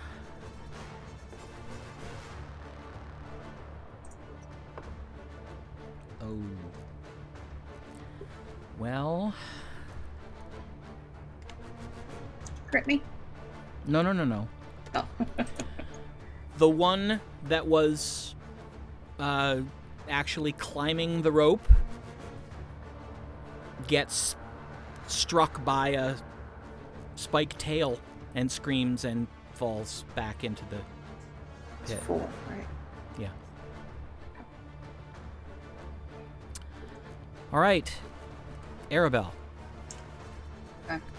It is absolute chaos. I mean, I know that you personally have never been in a mosh pit, but I'm sure you've seen them. I've never been. You're so right. I mean, I'm pretty sure. I think that you or Mike would have been the only people to take me to one. Maybe Annette. But so you probably do know that I have never been in one. Yeah. But essentially, you are being shoved in pretty much every direction except straight down. It is very difficult to move. Any physical attacks that you try to make are going to be with disadvantage. Because when I asked earlier, I'm the one who can cast it. If I cast freedom of movement on myself, would it help? Or is it just would it even matter? It would help. Okay. It would help. I don't want to spend a It would remove the disadvantage. Okay. Can I see where the rope is? Yeah. Okay. It's pretty much in the center. And people are trying to climb it, right? Well, not at the moment. There are people trying to get to it to begin climbing it. There were 2. One was doing okay, but then got hit with a stinger. And the other one, Gwen, grabbed and carried up and helped into the rope trick. Okay. So right now there is no one on the rope.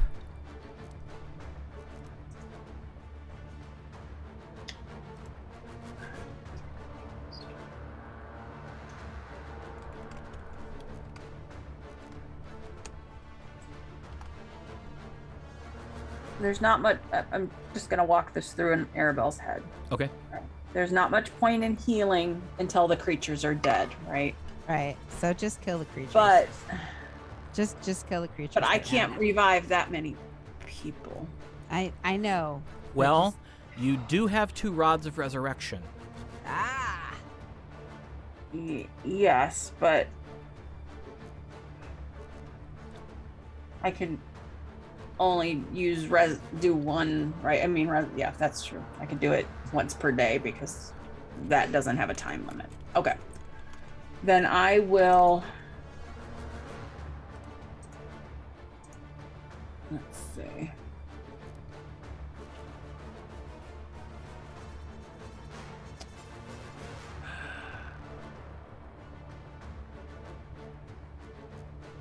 I'm going to guess that they're not going to have great chances at making saving throws down here, right? Probably not. Okay, then I'm going to use Sacred Flame, so I'm not using spell points. Okay. Just so you know, the Rod of Resurrection has 5 charges. It takes all 5 to cast Resurrection, and it regains 1 charge per day. Right, and if I use all 5, there's a chance it gets destroyed. Right. But if, we take them to the Sanctum, I can get help. Mm-hmm. And Resurrection doesn't have a time frame, I don't think. No, it doesn't. So okay. We'll be able to get them. Boy, so it does have a time limit. It's a century. Right. So I think you're good. Right. And we have 2 of them, so we'll be okay. Yeah. All right. Well, we're still only in round 3, so 3, yeah. I will use Sacred Flame. It's a dex saving throw of 16. Okay. Cocked. No. Okay. Take 3 die 8. Same one? It's just 1, yeah. Yeah, same one.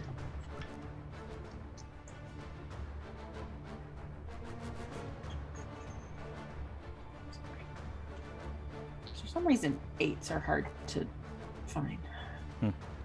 There it is. No, that's a 20. There it is. Oh, nice. 15, 19 points. And it is radiant damage. It's not actual fire. Right. Okay. There's a screech from down in the sand. It is a screech of pain. Good. have any bonus action? Actually, yes. I'm going to use a bonus action to cast Shield of Faith on myself. Okay. That will give me +2 to my armor class. It is concentration though, so I will. All right.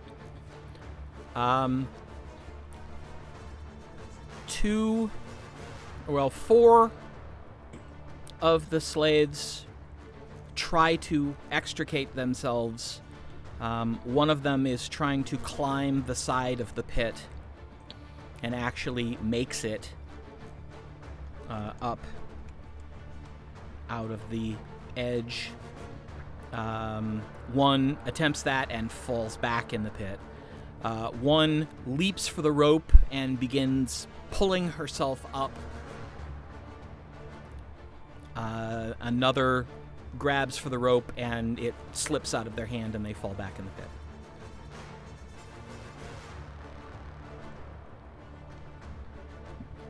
So, back to the top. Gwen. I let myself free fall down into the pit and aim for those that have just fallen back down. Okay. I try to grab 2. Okay. And make another acrobatics check. Okay.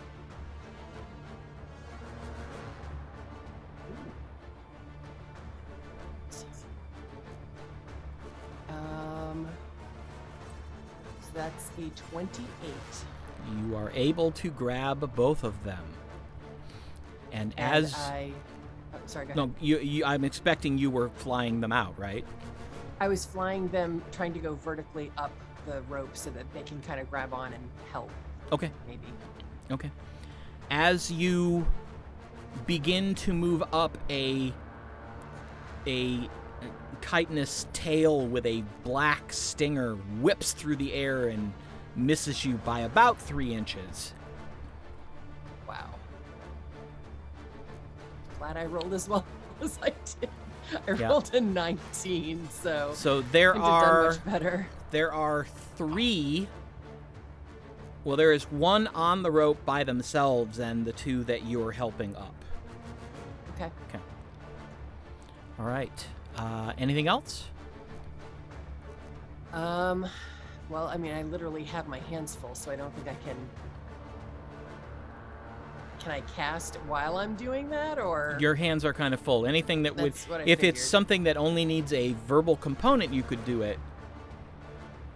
But if it needs a somatic component, you would not be able to cast it right now. Okay. Yeah, I think I'm probably done then. Okay. All right, then Tasha. I grab 2 more and fly them out. Okay, make me an acrobatics check, please.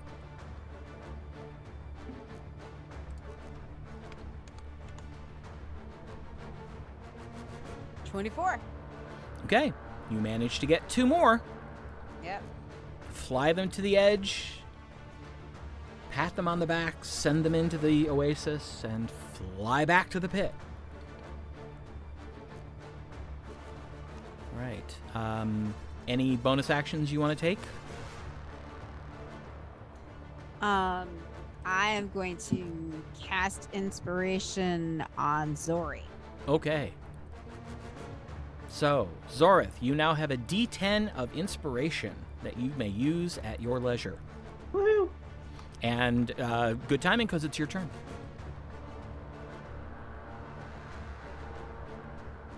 We have an immovable rod, or am I making that up in my head?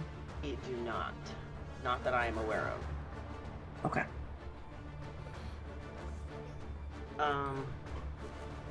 So I am going to drop the 2 people. Okay. 'Cause I've made it out, right? Right.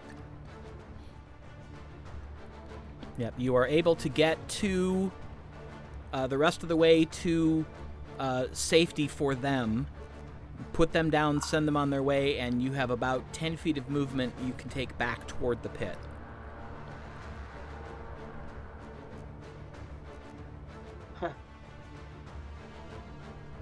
How? Okay, so 10 feet of movement back towards the pit. Mm-hmm. I'm gonna go running and do a swan dive, and then drop my wings, unvamp, and basically fall to the floor.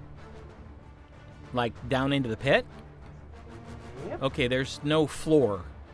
You are going to be dropping into the mass of writhing things. I don't understand then. That's where the people are. That's where Arabelle is. Yes, she's in the midst of the writhing things. Standing on top of bodies and She's in the mosh pit. Yeah. That's where I want to go too. Okay, well, Just so you know, it's mosh pit. yeah. I got you. Okay.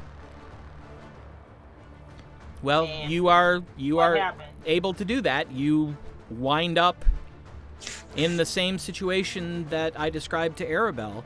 You land and are immediately sort of partially sucked down into the mass, and you are being shoved from pretty much every side except above. I grab 7 people and I teleport. Okay. You don't even have to touch them, right? You just Nope. have to. They just have you just have to visually identify them. I look around for 7 people, and I teleport them back up to where, on the other side of the, where I left the other ones, so I'm not too far away. Okay.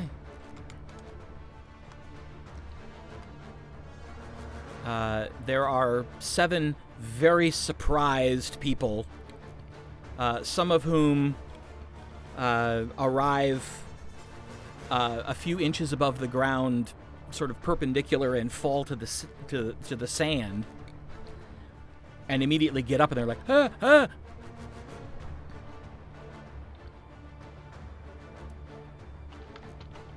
Go that way. And I point them towards the... Well, I'm there with them, so I'll tell them to go. Okay. Okay. I don't know where you are, but I'm gonna tell them to run into the Oasis.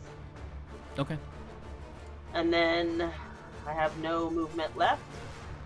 Correct. Okay. I'm going to turn like I'm running back. Okay. All right. Now it is the bad guy's turn.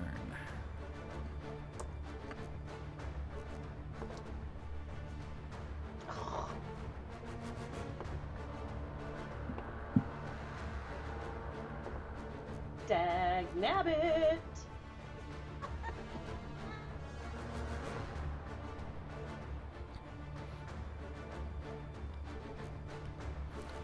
All right. You witness 2 more of the slaves who are basically sliced into 2 pieces. And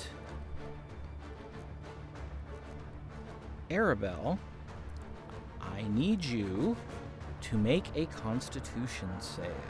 Oh, son of a bitch. Okay.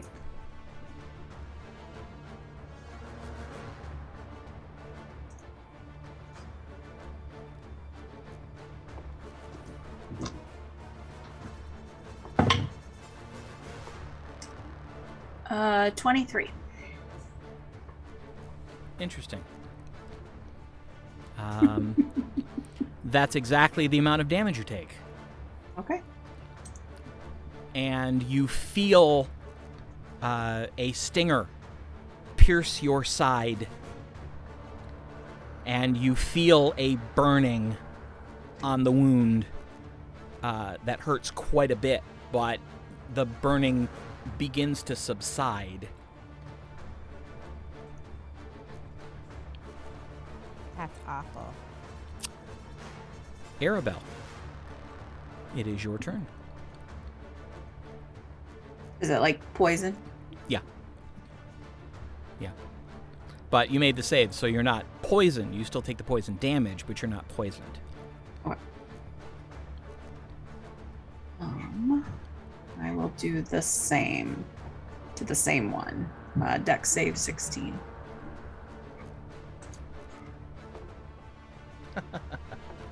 That'd be a big no. A 2 and a 3. Uh-huh.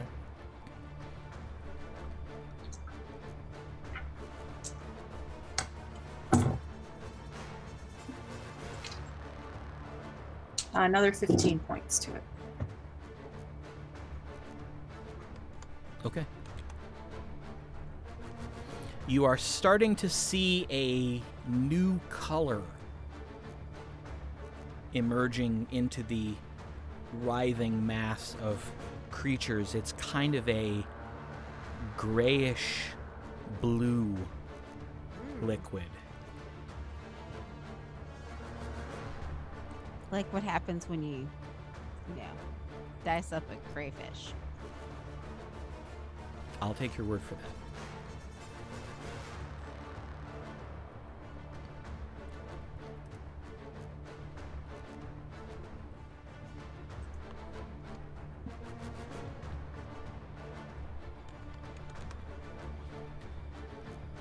All right.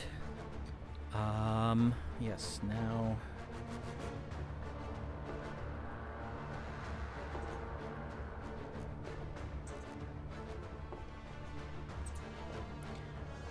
you see more slaves trying to get out. One of them manages to grab the rope and begin climbing.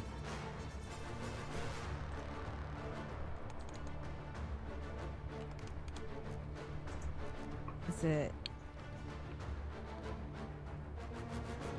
He's climbing, and so we're back to the top. Gwen. Okay. Are the two that I'm carrying, I asked the two that I'm carrying, can you climb?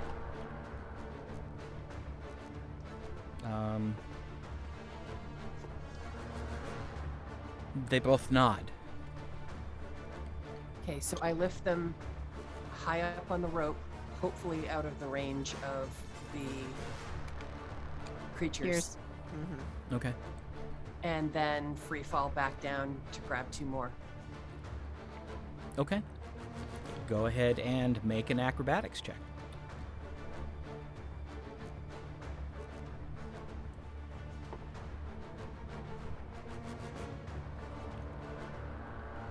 $26. You are able to get two more. I do the same thing where I start trying to lift them up Okay. alongside the rope. All right. Tasha. I grab two more and bring them out.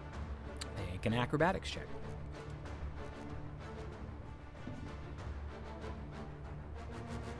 $28. You are able to get two more. All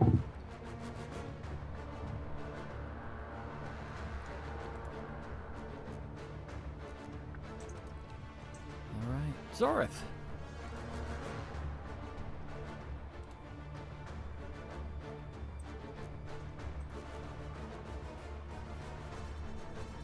Mad at myself.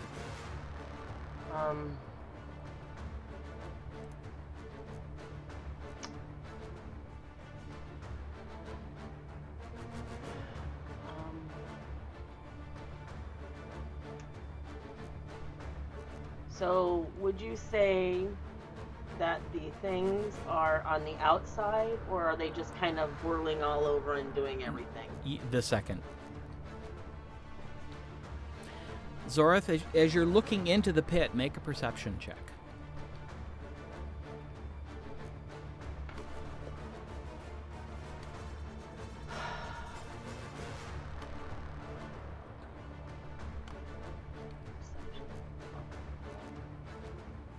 I'm in the wrong thing. Oh, dirty 20. As you look, you realize there don't seem to be as many slaves anymore. You do a quick count, you only see 8 left. I'm gonna fly in and try to grab a couple. Okay. Make an athletics check. Ooh, not as good. Ooh, 11. You're able to get one. Okay. And you're able to, let's see, get them. I'm gonna do the same thing I did previous, which is the wee fly jump ball, and then grab one and pick it up. Okay. That's fine. Okay. Then you are able to get one out.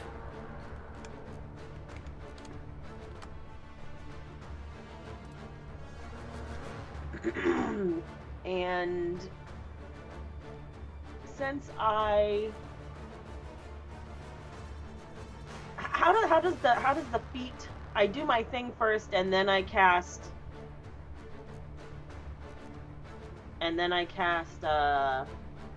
Quicken, right? Yeah. So I can still cast a. Yes, you can still quicken a spell.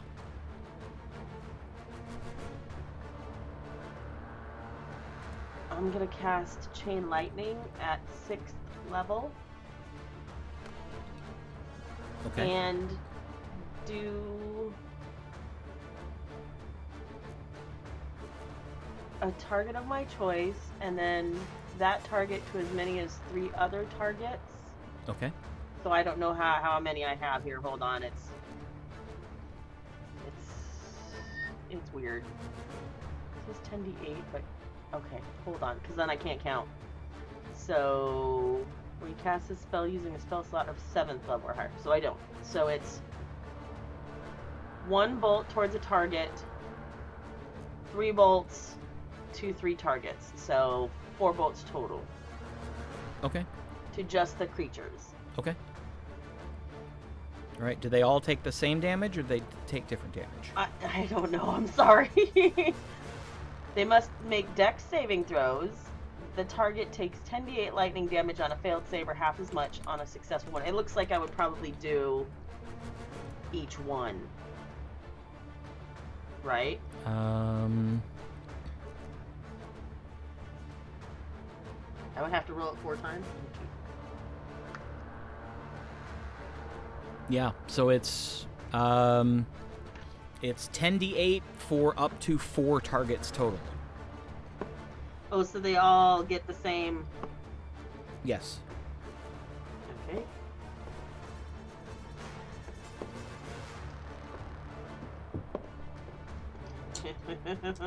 That's a lot of damage. I know. I Yeah. panicked. Nice. No, I'm happy. No, Panicked. do some damage. Live your best life, girl.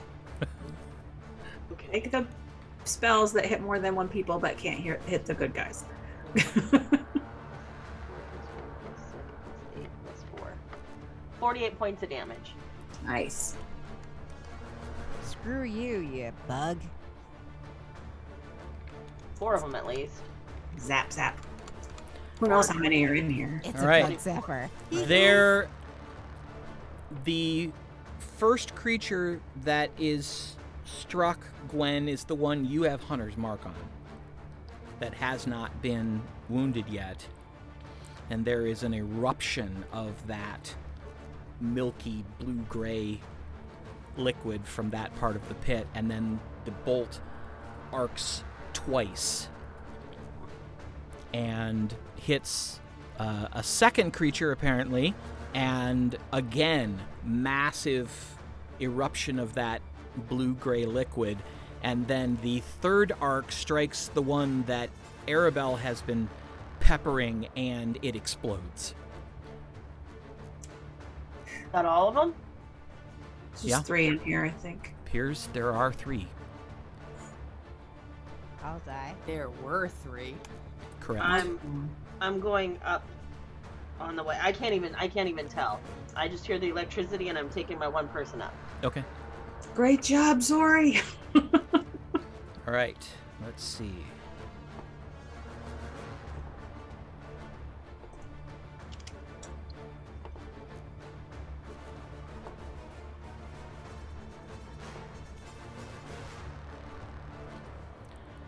The 2 remaining creatures fully surface, and you see that it is in fact these scorpion centaur creatures. and each of the remaining ones grabs a prisoner in each hand and dives into the sand. Oh, god damn it. Leaving 3 sort of floundering in the sand. Okay. Whose turn is it? Well, at this point, we're out of combat. Okay. Well, then I grab 2 of them and bring them out. Okay. Are they out of our reach? They have disappeared into the sand.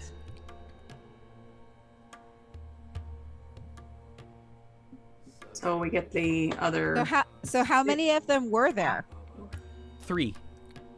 Oh, and so we lost 4 people. Oh, there were 5 scorpions. No, there were 3. There were 3 scorpion creatures.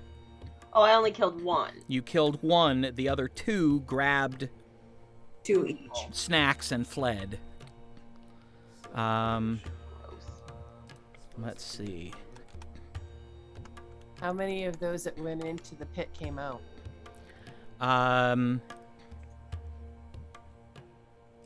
Right, because I'm going to be flying down and grabbing more and stuff. Yeah. There are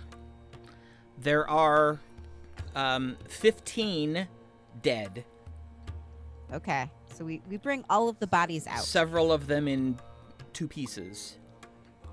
And you saved 19 of the 38. Okay. Well, we will take all of the bodies out. Yeah. I'll rescue those that are on the rope or that are in the rope trick space Okay. and take them to the Oasis area with the others. So, in total, you have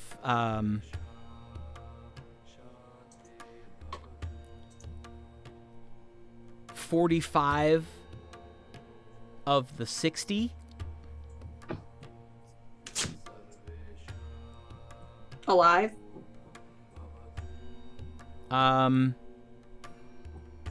No, wait a minute. You have 41 of the 60 alive and 15 dead. 19 alive and 15 dead. That's 40, right. 41 alive total, including all the ones that got into the Oasis. 41 alive and 15 dead. And That's 15 dead. pretty good. And they're dead, right? Not like dead saving throw dead. No, they're dead. Because they don't get those, right? Okay. Right. But we can- No, but these we are can- these are 0 level characters. They But don't. we can and 4 still missing. resurrect them. Okay, I have a couple of questions. Okay. Okay. So technically, did they uphold the terms of the agreement? Make an intelligence check. They did not get into the Oasis.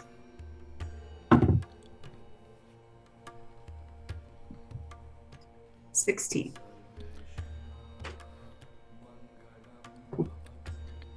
While it doesn't feel like it, you're pretty sure in a purely neutral court of law, since there was no stipulation that they would provide these individuals alive, Yeah. they met the terms.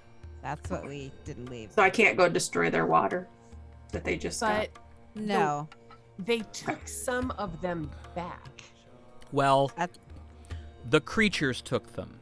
Their creatures took 4 Their of them. creatures Right. took 4 of them back.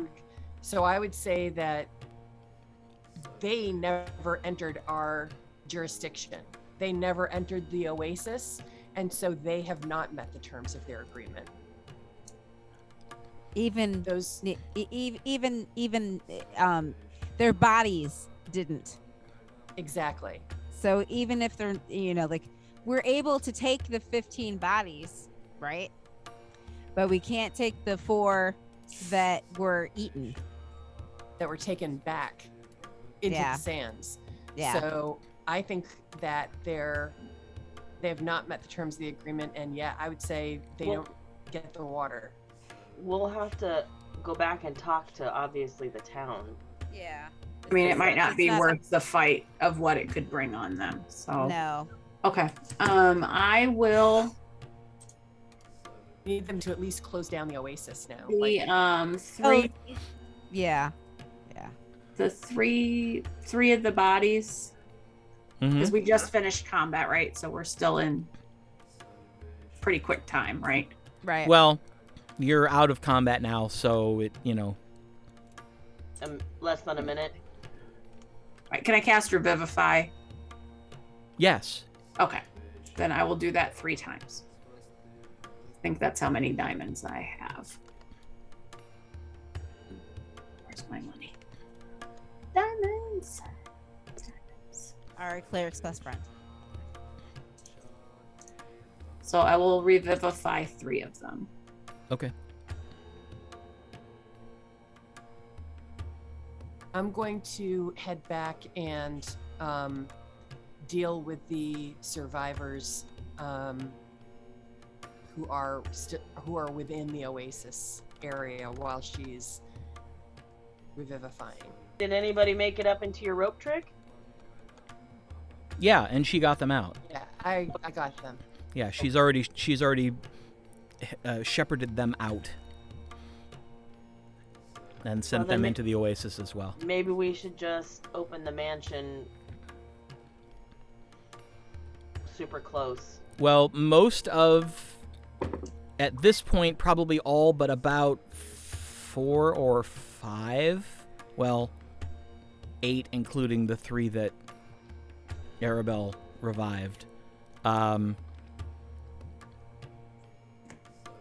There are 8 that are still either just entering the jungle or are close to entering the jungle. Everybody else is either partway through the jungle or already in the Oasis.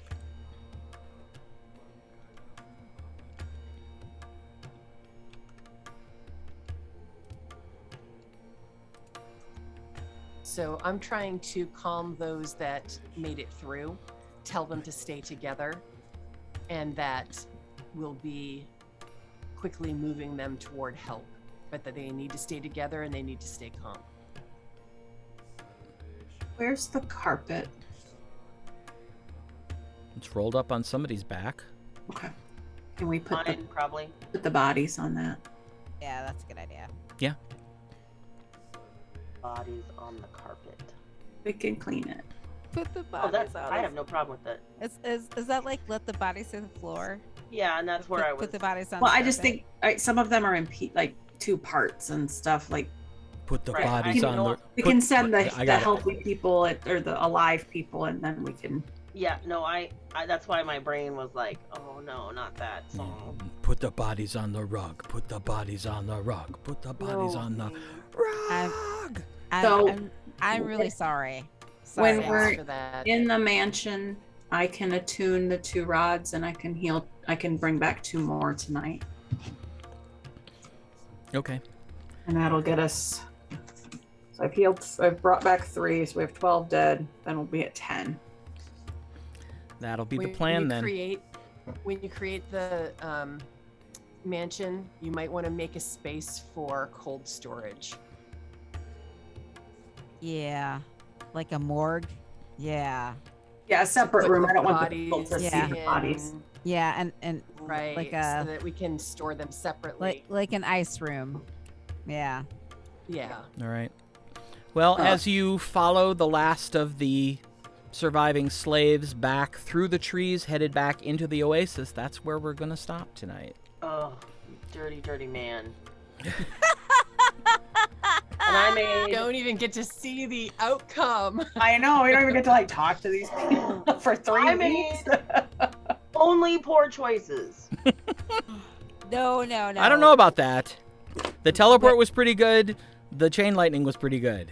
The chain Reverse lightning gravity was would have great. been better, Okay, but I forget that teleport and reverse gravity are on the same friggin' level. so we're gonna give you a B. You did Okay. great. You did great. I can handle a B. Okay. All right. So okay. yes, remember, like we said at the beginning of the break, if you missed it, we are taking a summer vacation. So we will be back for the next episode on August 2nd. And we will begin our trek toward our 100th episode, which will be in August. So thank you so much for watching. We truly appreciate your attention and the time that you give us. Remember, take care of yourself. Take care of your friends and your loved ones. Do whatever you need to do to keep them safe and keep yourself safe so that on August 2nd, we can welcome you back to the lands of Aecathan. Good night, everybody.